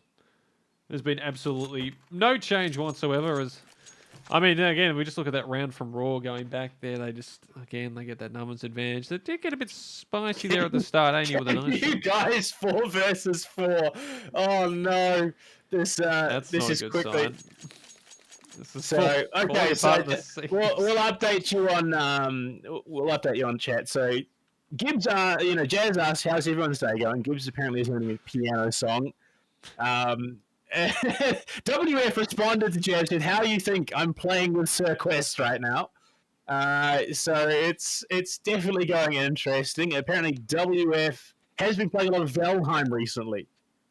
So that's definitely something interesting. Learning more about the teams. Forvent is he has asked, do they want to play a 4 versus 4? Jazz is keen to play Valheim. That's all he said. They haven't really talked about the 4 versus 4. WF can vouch it is sick fun with friends. Can be a bit grindy though, but Valheim, it's great. Jazz has just started a new Skyrim playthrough like a month or 2 ago.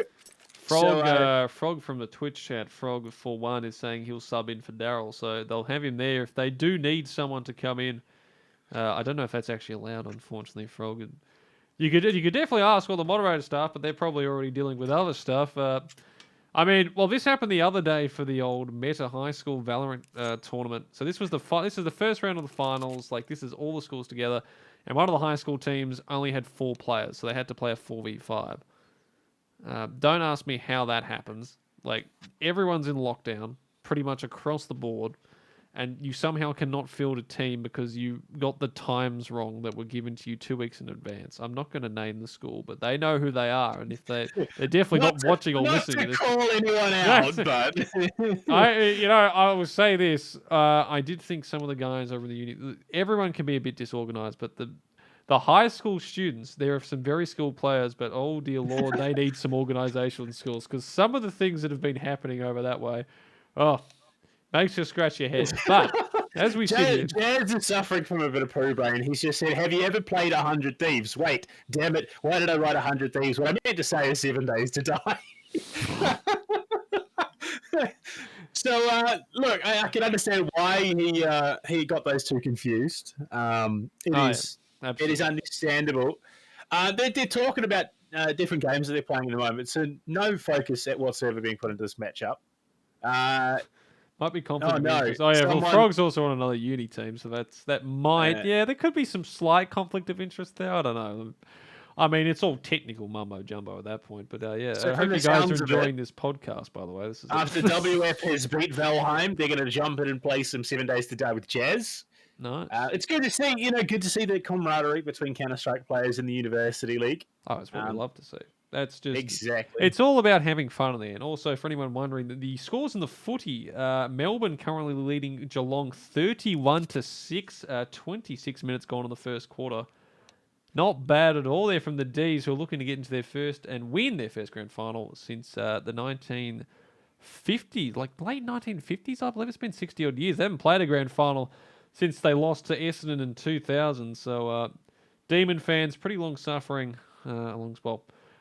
It's long-suffering, painful. See, Essendon I can fans, definitely understand why Geelong only have 6 points, because they can't count much higher than 7. So anything more, they might lose track.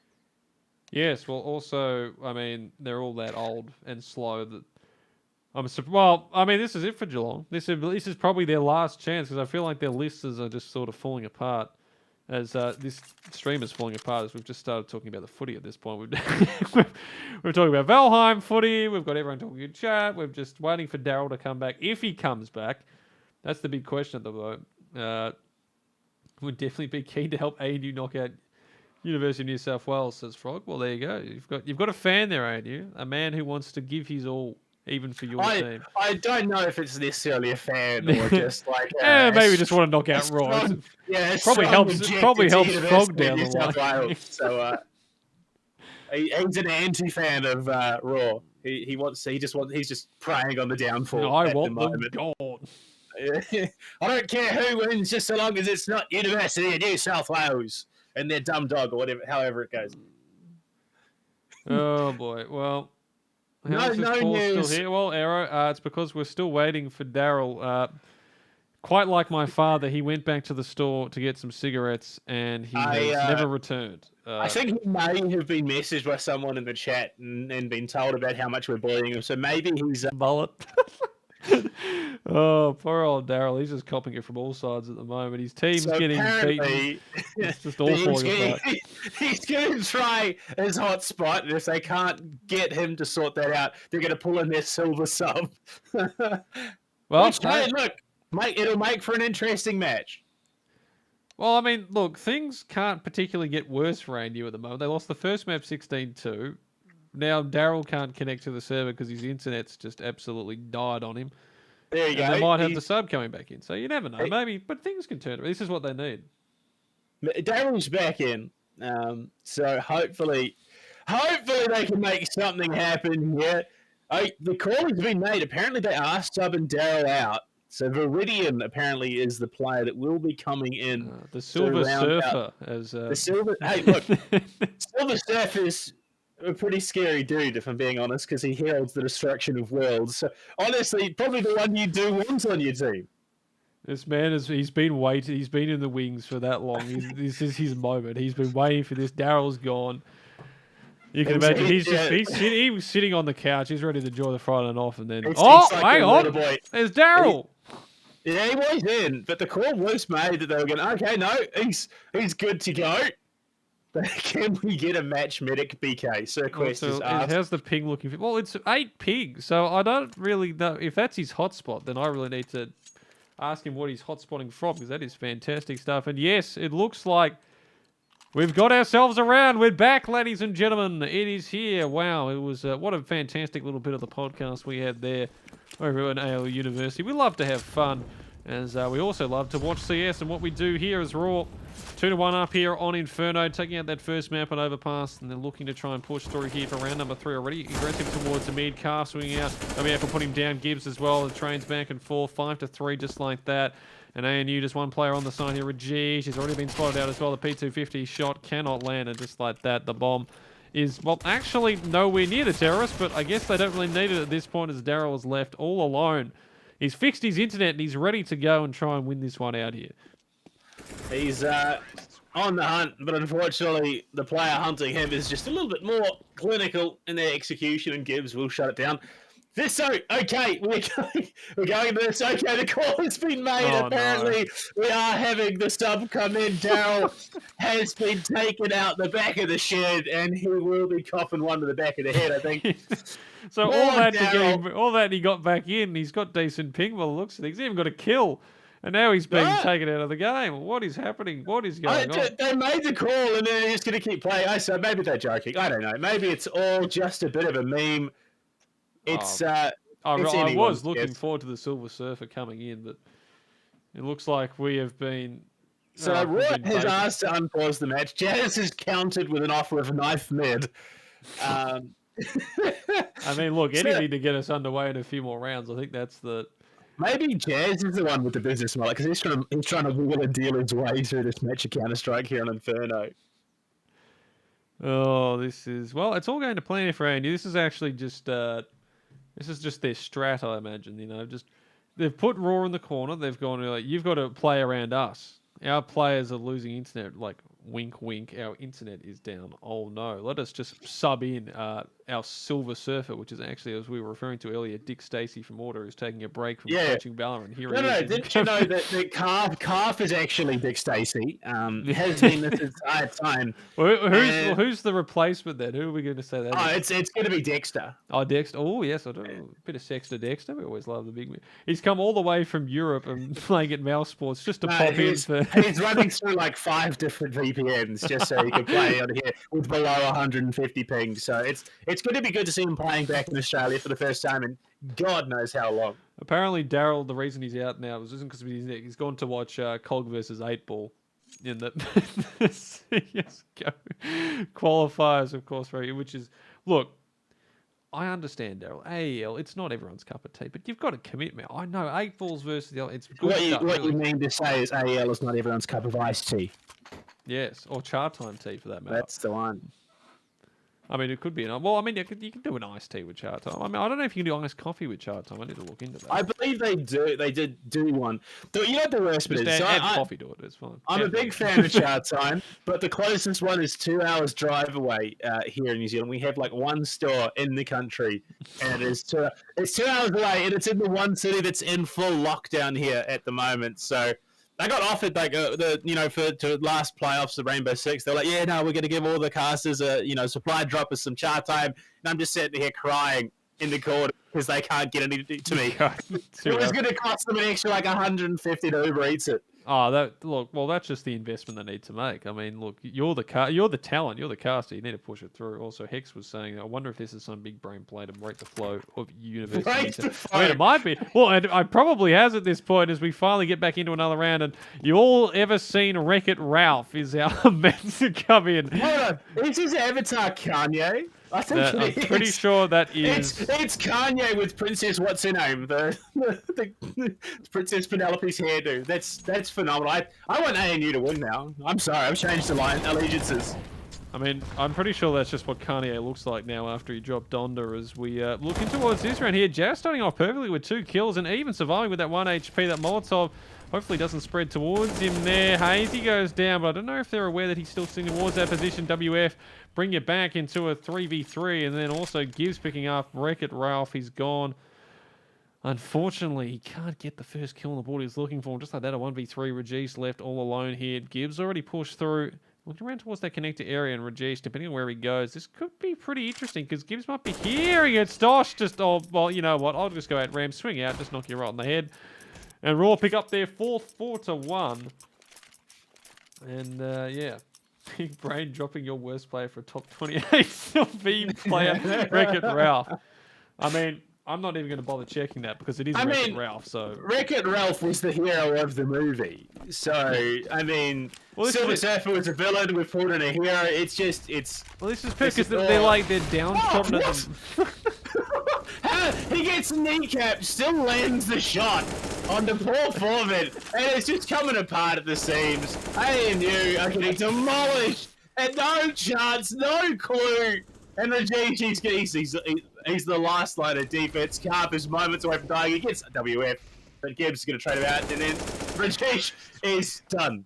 Absolutely done for. This is bullying. This is cyberbullying. I'm sorry.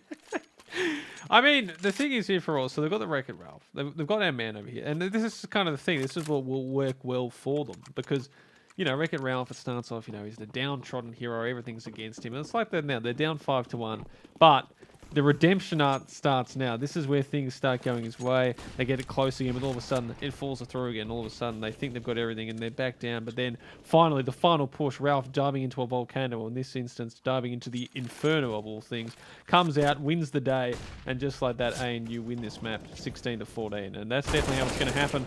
Stosh though, looking to see if he can extend it a bit further for Raw though at the moment, picking up Calf early, and Hazy, he does get spotted out, but the Spanther on the 4, and he will be able to pick him up in the end, 4v4. You all ever seen Wreck-It Ralph? Have you all ever seen a bit of HP on this man? Because it's almost gone. 8 HP remaining, and he's being flanked on by Quest as well. He's all over the place. He doesn't know which way to look. And Quest puts him down. And 4-2. Jazz and Hazy with a lot of work to do to try and pick up another round here for ANU. Poor Ralph left on 8 all alone with 8 health. He's just sitting there. Oh god, please guys, don't let me have to clutch up. Jazz, gonna see the player in library, shuts down Stosh with a cheeky little wallbang there. Nice little kill for him, and they might just be able to do it. Circle is tagged and finished off as the wraparound is good for mid. Now down to the 2v2 WF on the site, and Gibbs looking to play towards the cart as well. They might just find themselves overwhelmed here. Hazy and Jazz both caught looking the wrong way. Will give UNSW their 6th round here. Unfortunately not working out there for ANU. Finding themselves down 6-1 again. It's sort of the same position they were in an overpass. They got an early round on the board, but since then it's been all smooth sailing for the Raw fellas. With a couple of timeouts here and there as well. We have lost Daryl. If anyone has joined us, he unfortunately had to go watch a CSGO program, but actual fact, his internet just was unfortunately dropping left, right, and center, and he has had to abandon, which means you'll ever seen Wreck-It Ralph, the savior of ANU Esports, is in the super sub himself. Already the boost up. That's a nice one from Quest. Spots the angle. Janslow spamming it down to where that might be happening there, and Hazy jumping up above. Can't see the smoke there. Wreck-It Ralph, unfortunately, going to go down and gives it. Hazy with the trade back, making it a 4v4.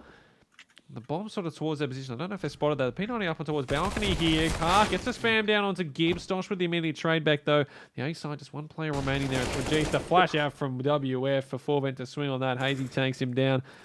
And just like that, the bomb is still going towards that. And actually the rotation from Jancy coming in at the right time, but it needs to be Rajesh trying to hold within, look to do the retake. And they have to worry about Forvent, who's all the way on B side and will be looking to do some sort of flank, you'd imagine. Well, this is where things start to get a bit dangerous. The plant down for 2v3 Rajesh and Jazz. They're going to have to pull something huge out. WF, not off a flash this time, but off a volley, swings out. Takes down Rajesh with 1 point of health remaining. Forvin jumping onto the railing, parkouring his way down. UNSW looking to close this one out a clean 2-0. Yeah, it's not improving, but you know, never say never.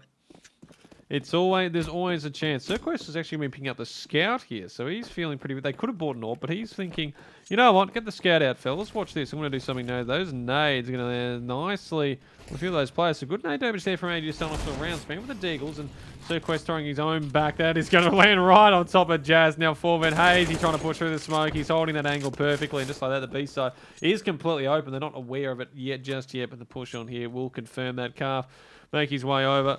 Meanwhile, Rajesh trying to flank through somewhere towards the mid side, being held there by Forvin as well. Calf looking around that angle, gets a tag there onto Sirquest, down to 23 HP. And now the stack up together. I don't know if Calf's going to be ready for two. He might be able to grab one. Sirquest is pretty low. And he will get one with Forvin there for the second. And now it's all left on Wreck-It Ralph, and Rajesh does have the MP9 out. So, I mean, anything's possible in these situations. The sub himself, can he get a kill on the board? Not quite. Rajesh does get the train back on the forward, but he's being flanked from behind as well. I think he's just heard that. Got to look at both angles, trying to see if he can find anything. WF is having none of it though, and Raw 8 rounds on the board. It's smooth sailing for the Uni of New South Wales, boys. Poor Forvin, his hat got shot off there. Luckily, he was able to capitalise it. Well, this is something a bit different. Forvin is had enough and is looking to mow down the competition, though in the face of 2 AWPs coming out of ANU. This might not be the right call. Well, the negative, and well, there you go. Immediately starting that spray down. Hazy thinking about it. Oh, I don't know if that's the best idea, Sunshine, as WF goes peeking on into Calf with no flash there. So immediately ANU get the aggression towards that round there. Quest, Molotov up, trying to look like you just get some sort of movement there. Forvent, meanwhile, is going back to spawn to pick up an AK? Did he have the negative? I can't even remember at this point. I think he did. Meanwhile, Gibbs just swings on out. No flash either. Wreck-It Ralph, unfortunately, can't get that one. But Jazz keeps it towards ANU. 3v4. And they've got banana control pretty nice there. But Gibbs a second there on the Calf. And now on site, Rajesh trying to hold as perfectly as possible. Gets one. But the trade's back and forth.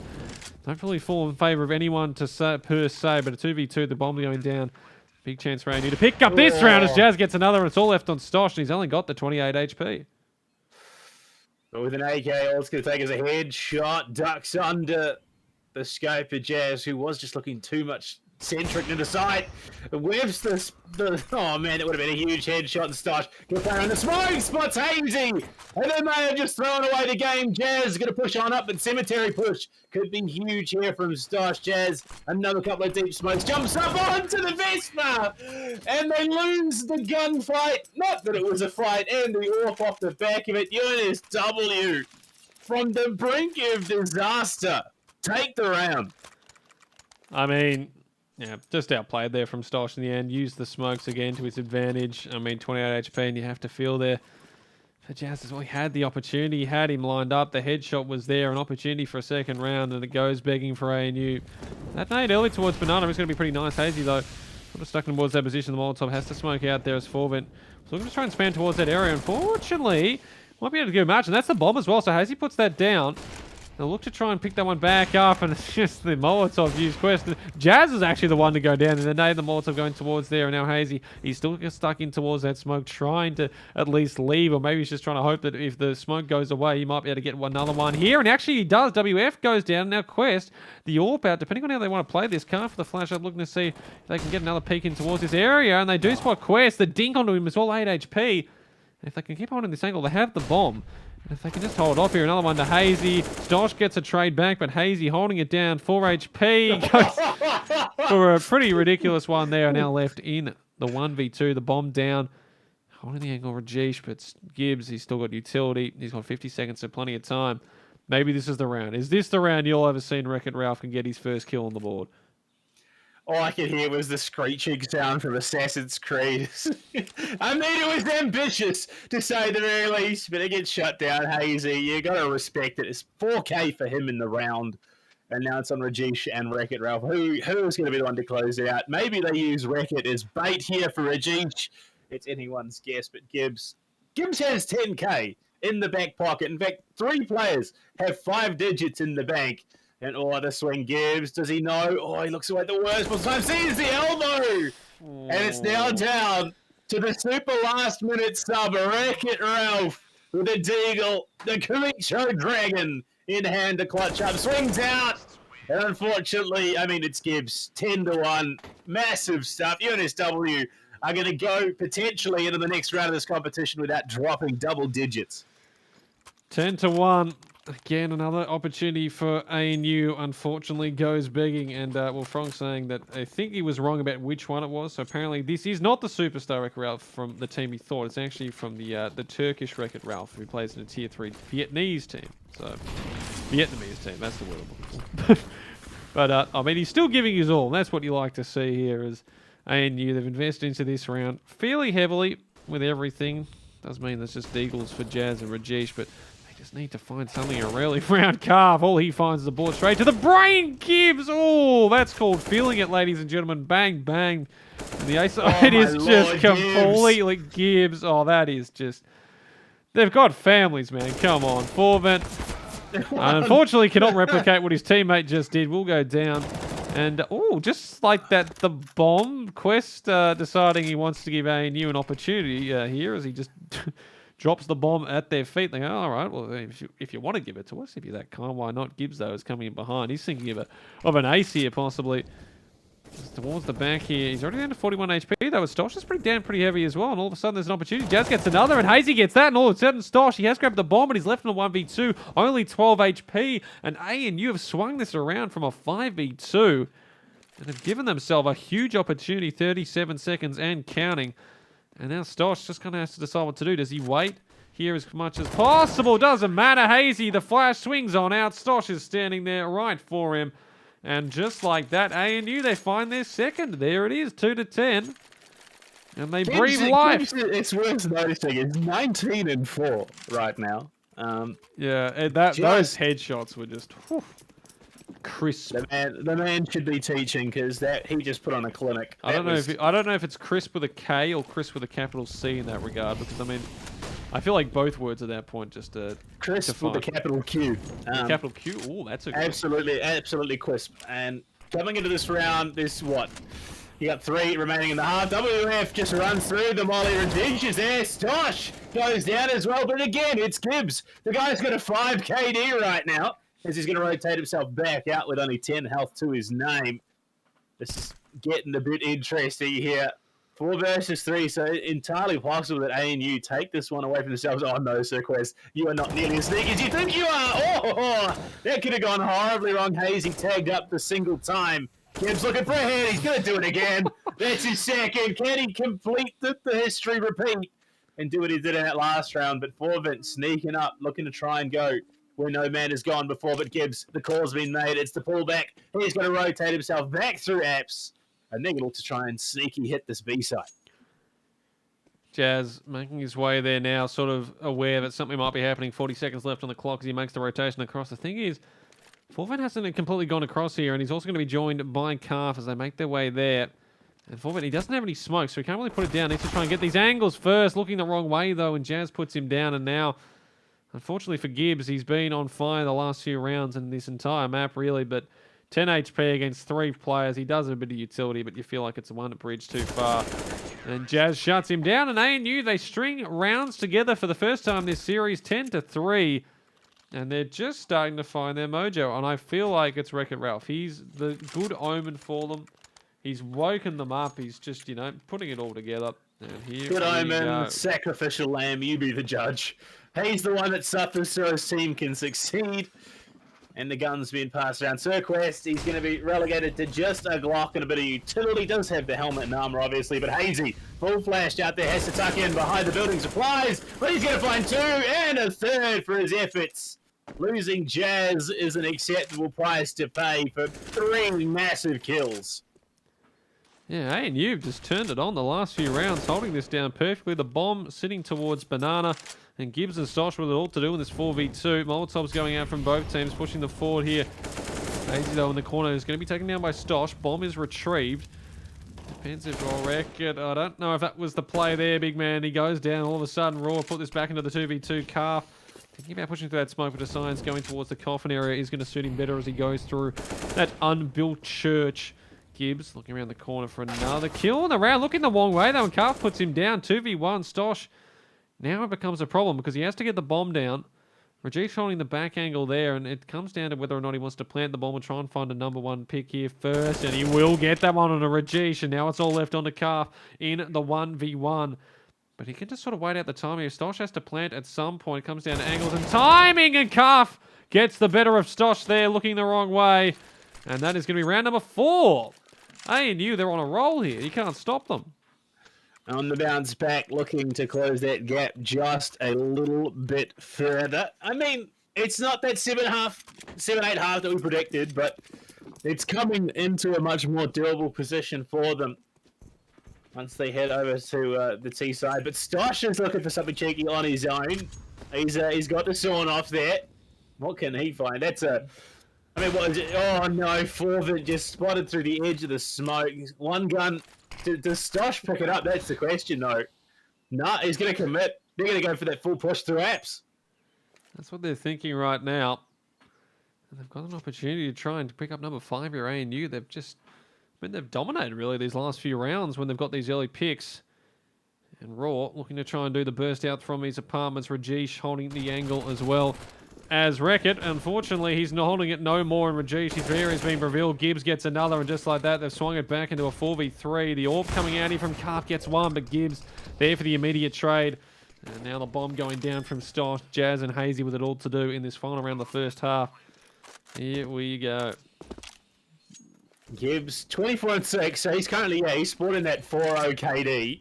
Still going strong. Jazz and Hazy have a pretty tall task ahead of them. Do they just look to save guns? I mean, actually, no, they can't. It's last round. What am I talking about? They've got to force this one here. WF spots them, shins. Big spray through the smoke, and Gibbs might just be able to line him up. Finds 1. Can he find 2? Yes, he does. And all of a sudden, it is over. The comeback shut down, and UNSW take the half 11-4. Well, ANU, they've given themselves a lot more to work with on towards this T side here for our second half of Inferno, possibly our last of this map and series. There's Raw looking to try and close this one out here. This first pistol round's going to decide a long way how that will eventuate ANU. If they find this one here, all of a sudden they pick up another one after the pistol. They find 6-11. They just slowly start working their way back. Hazy with their flash out mid early. Also the smoke over towards that left side. So looking like they want to push up short straight towards A. And they're going to find the side pretty much completely open at this point. Sirquest hanging back in towards apartment. So you'll basically get that one up. Also towards bottom mid. But they should be able to get the bomb plant down. Last man onto the site there with that. And it's going to be a 5v5 retake, which you don't usually see too often. Sirquest, though, and Forvin trying to make pretty quick work of that. Oh, my Lord. And a 5v5 becomes a 5v0. It's vacation. That's what it was. It was just a bit of sightseeing on the site. And then all of a sudden, they knew they got the call. You know, no chance. You can't even enter the country again. But I mean, it's exactly what we saw out of UNSW on Overpass. It was they played for the retake. They played it incredibly well. And They were a real force to be reckoned with. Now going into second, yes, the plant did go down, but I don't think ANU have nearly the confidence they need to pull off a second round like UNSW had. No Galils, nothing like that. Just the 4 Deagles and a P250. Yeah, I was seeing some nice matches in chat. Apparently, Frog's saying 1v1 between myself and 2-Tap Pony. That is probably not going to go very well for me, I'd imagine, because I am, well, I wouldn't say I'm bad at CS, but I'm definitely not good. Also, another one, Band Inferno against University of New South Wales. Okay, check. So Ayush Rage, he's already putting in the notes, the big blackboard with that one. Well, unfortunately here for ANU, they find themselves in a difficult position. Have managed to get at least the one pick in this round, so it's 4v4. The only opportunity here, Rajesh pushing as hard as he humanly can. Unfortunately, he's not going to do anything there in WF. Funny another. Jazz, though, with 1-2, the Deagle comes alive. Sir Quest shuts down Wreck-It Ralph, but he's not ready for Jazz pushing through, and Jazz comes alive. A 3k in the round, the bomb down. Should be able to pick that up. Does have the HP advantage here for Vint, but an opportunity nonetheless to try and pick this one up unless he goes walking straight into his crosshair. Oh, my lord. Yep, there you go. Just drops down, spots his spray, and takes his head absolutely off. Unfortunate and unlucky for ANU, but look at Gibbs. The guy's getting close to that 30 bomb right now. 4 more frags, and he's stacking up the cash. Yeah, 26 and 7. We've only played 17 rounds as well, so he's just been moving a mile a minute through this one. ANU, full buy coming out here. Carp just going to be sticking on the Deagle because he'd have a bit more investment the other round. Meanwhile, but WF will shut him down pretty quickly. Jazz holding that angle there with the Molotovs, pushing him a bit more forward. And Quest taking a bit of damage. That nade, unfortunately, just doesn't clear the wall. If that landed on top of him, that could have been the end of Mr. Sir Quest as it stands. 4v5. AC spotting a WF towards top mid, and he grabs that one. Rajesh grabs Stosh, and all of a sudden, 2 down towards that A site. They might think of pushing in there as Ralph goes and grabs that bomb. Yet to get on the scoreboard, but I mean, as the bomb carrier doing absolutely amazing stuff. Gibbs, though, oh no. Oh, that's 1, that's 2. Almost the 3rd record. Yes, he's on the board. He grabs it a 2v2. Run towards the site, my friend, and he will be able to get the bomb plan down. And ANU a 2v2 after plan. An opportunity on the back of Mr. Wreck-It Ralph. Sticky man, the sacrifices 2 of his teammates and finds the kill, and he might even be able to find more. Sir Quest falls, he's doubled up for a 3rd. No, he can't. It's down to Rajesh in the post front, playing over towards Cemetery. That Molly just bouncing into the side. Forvent really has no clue where this remaining player could be. Just walks a little bit too far. Rajesh not going to give it to him just yet, waiting for the audio cue, waiting for that tap. Forvent, big braining it in all the places but the one that he is. Jumps up to look on abs. He's running out of time. He's not going to be able to get the defuse. Does he spot the head? No clue, no chance. What is going on? Oh, the hide and seek goes perfectly well. Rajesh will even put him down as he explodes. Everyone dies. Oh, he searched every spot except the one Rajesh was sitting in. 100%. As he sees the head come over, you can just hear the keyboard slam hammering. Oh, that hurts there as well.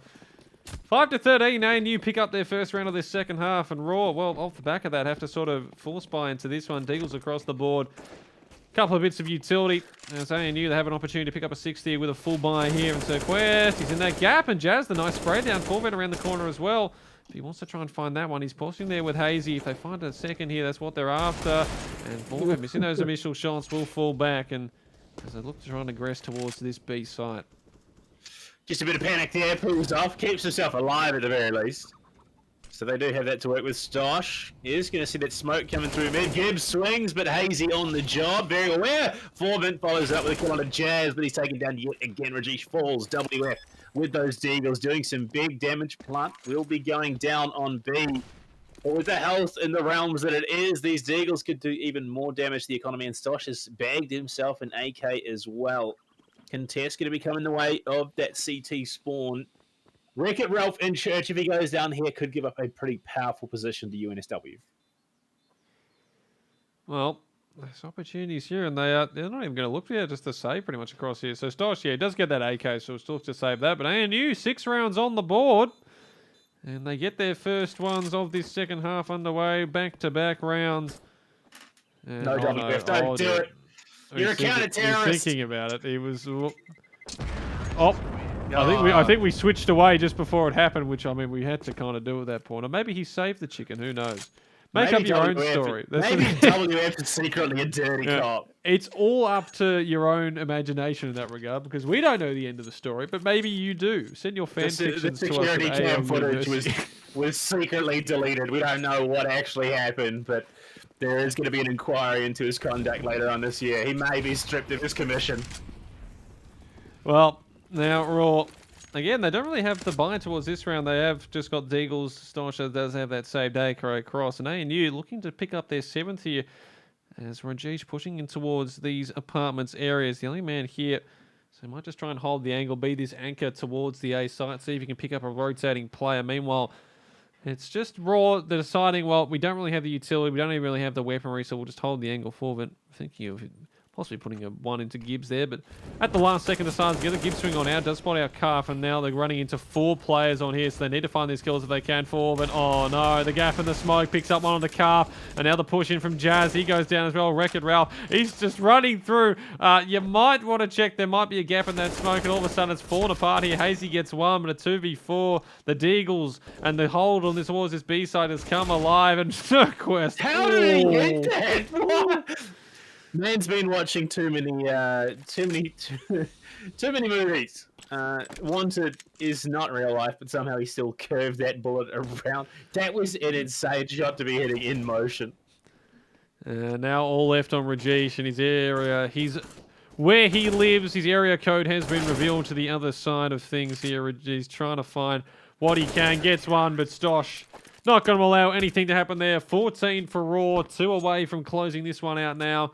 And with that round, they set ANU on what will, words are hard, most likely will be a just pistol buy-up, and that's exactly what it is. Meanwhile, Raw can invest. They pick up a couple of AKs. They saved M4 on Gibbs and WF, and Sir Quest with his lovely FAMAS. Words are hard, but Counter-Strike is even harder, unfortunately, especially if you're ANU. They are just being pushed to the absolute brink. Sir Quest going to take a bit of damage there from Minade, I would imagine. The push out, he's going to fall, and so is Forbit to the P250. And all of a sudden, 2 rifles in hand. Rajesh does get taken away. Gibbs now only 1 away from his 30. WF through CT Sports, spots 1. Long range spray is not good enough for the closer target. Wreck-It Ralph swings out and falls. Now it's a 3 versus 3, 2 rifles to the 3 of UNSW. 1 in church, it's Jazz with his little pocket cannon. Can he shut 1 down? Gibbs, he's still alive. They just whipping on the shots, but finds Stosh as he steps back into the doorway. This is getting hit more and more risky the longer it goes. Gibbs pushing onto the side itself. Deagle shot out, gives away Jazz vision once again. A WF shut down. Gibbs shut down.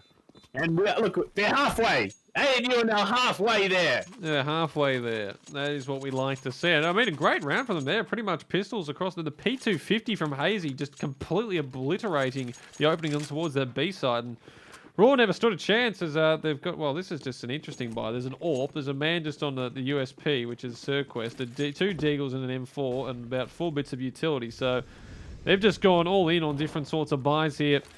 As ANU, they're feeling pretty aggressive. They're really feeling pretty spicy. They want to find another round here. They've got 7 on the board, and they feel like they want another 9. As Raw, looking to try and shut them down. But they're going to find a difficult WF. Ooh, he's thinking about it. Hazy, he's pretty on one right now. 22 kills. And yeah, Raw. Well, yeah, well, there you go. Stosh, it's just getting a bit of nerves sneaking in, making a couple of mistakes. They're close to finishing this one off, but yeah, you still got to finish it. The AWP towards Crawford. That's huge. Oh, no. Oh, Forbit for 2. That's big. Stosh finds himself in another one. Sorry, it's all just too exciting. Oh, no, he's still on the side. Oh, Calf, how do you do? Doesn't even bother to scope in. Questor just comes out of the smoke, says, "Hi, guys, I was here the whole time." And, well, just like an uninvited guest, he was quickly dealt with and escorted out by security as we're left in the 2v2 situation. Gibbs and Stosh don't have a kit. Wreck-It Ralph, my man, you just got to take your time. You don't need to pick this out. Just breathe. You've got this under control. He sprays out, spots the 2, and now Calf with that AWP he's picked up has an opportunity to hold that angle nicely on towards Gibbs. Looking for the second, and Wreck-It comes out with the trade there to beautifully get that one across. 8-14, ANU keep themselves going.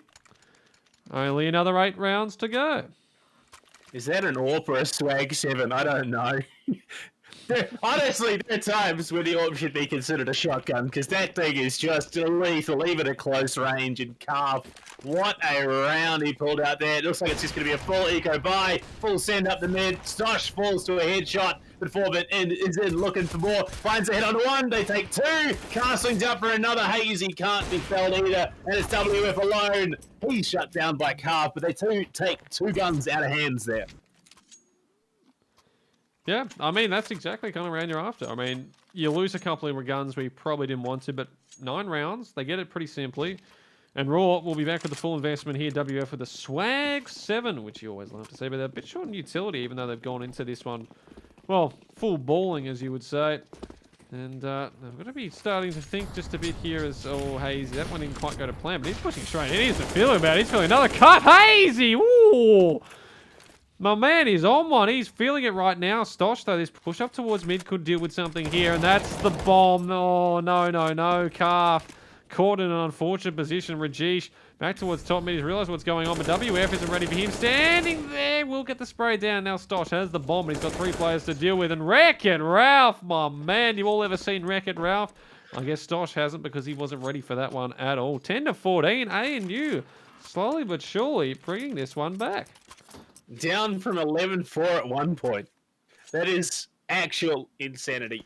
And to be fair, and they lost Daryl as well. I mean, Wreck-It Ralph, of course, top 20 CSGO player in all of the regions in the world. But, I mean, they lost Daryl. The internet connection was, they had to bring in another player. You've got a man who just hasn't played for the team too much. And the sub has worked. They've disrupted the flow. That's what happened. It was the call made from the chat. They said, you know what, the flow, maybe it's just what it is. It's just destroying it. And just like that. Well, I mean, I did say the Silver Surfer is the herald of the destroyer of worlds, and at the moment, it's looking like it might happen. Calf taken out. Unfortunately, Stosh can't go for a second. Gibbs still denied his 30 bomb just yet, but Rajesh tagged low. There it is, a big 3-0 for Gibbs, and they lose yet another gun out of the hands of ANU. UNSW. They don't care about guns. They've got exactly what they need. And the rotate all the way to the A-bomb site is spotted. Cirquest going to feed that info over. You'll ever seen Wreck-It Ralph in a bit of trouble. Cirquest does go down. And Wreck-It picks up his 6th frag. It's a 3 versus 3. Gibbs does have an AK though. And we know just how lethal he can be. Finds Hazy. And this mid is well and truly controlled. But look at that. They've got coverage for them. He's just tucked in over towards B. He's going to hear the footsteps. He's going to have that info, and you can see Gibbs running towards Banana. Well, it comes down when they plant the bomb, and it actually will be in a safe position there. Wreck-It Ralph reminding me of a young Simple at the moment with his sprays, his pristine, everything just going to plan. That Molotov's going to land very nice as well. Going to force the push out there, you'd imagine, from 4-Vem, but he does manage to avoid it for the time being. So push starts to come in. Gibbs and WF very low. So Forman's going to be doing a lot here, but WF, Wreck-It, oh my big man, he's gone. Jazz will get the trade back, but now they know where he is. The 2v1 situation, and Forvet is there for the kill, and Raw now find themselves with 5 map and series points to take this one 2-0 and push them. That was the risky one given now. Could you imagine the stun grenade to the body takes out his teammate, they lose out because they haven't got a kit, and then lose the map to go to Vertigo. Like, at that point, you were just subbed out and you're willingly playing a 4v5. I mean, that would have been very funny. I would have definitely, did a bit of laughing. I mean, we do a little trolling, as you do with Raw here. Well, one more round for them to get this one down, but ANU not going down without a fight. Calf has invested in the DAC, so we love to see that. Whether he finds anyone is another story. But it all comes down to how they want to play this one across. Gibbs, he's liking the look of that wall. He's thinking, yep, I'm going to keep staring at this one here. Maybe see something. Calf, the DAC does not go his favour as Gibbs continues to stare at this wall. Well, Rick's going to be I think the auto-director died on us there. Barbecued, sauteed, Cirquest tag, and it's looking like it might all be over here for ANU. Boiler hold for Rajesh, spotted, and the spray is good from Gibbs. Takes a little bit longer than he would have liked, but it's a kill nonetheless. With 2 players remaining, and Jazz being the lower of the 2. Hazy, it's going to be a molly, bounces the wrong way. They've got the crossfire. Hazy does get the kill onto Stosh, but at this point, it's more consolation, I think, than anything. Hazy swings out, sprays good. WF from behind, again shuts it down. And UNSW Raw take the series 2-0. Second map, though. much closer than the first. And ANU, you got to commend them for bouncing back the way they did. Now, I could have just thrown it in the towel, put it all away, but they get the job done in the end, Raw and ANU. I mean, Hazy, 26 kills, 20 to Jazz, and they've definitely had a few more showing up there. I mean, you all seen record Ralph 6 on the board, coming in very late into the game, but he was there to provide all the same. Meanwhile, Gibbs, 33, was the man of the hour, dropping all of those ones there. But yes, that is unfortunately going to be the end of the road for ANU. To get towards the top bracket, of course. Yes, you thought they were gone. No!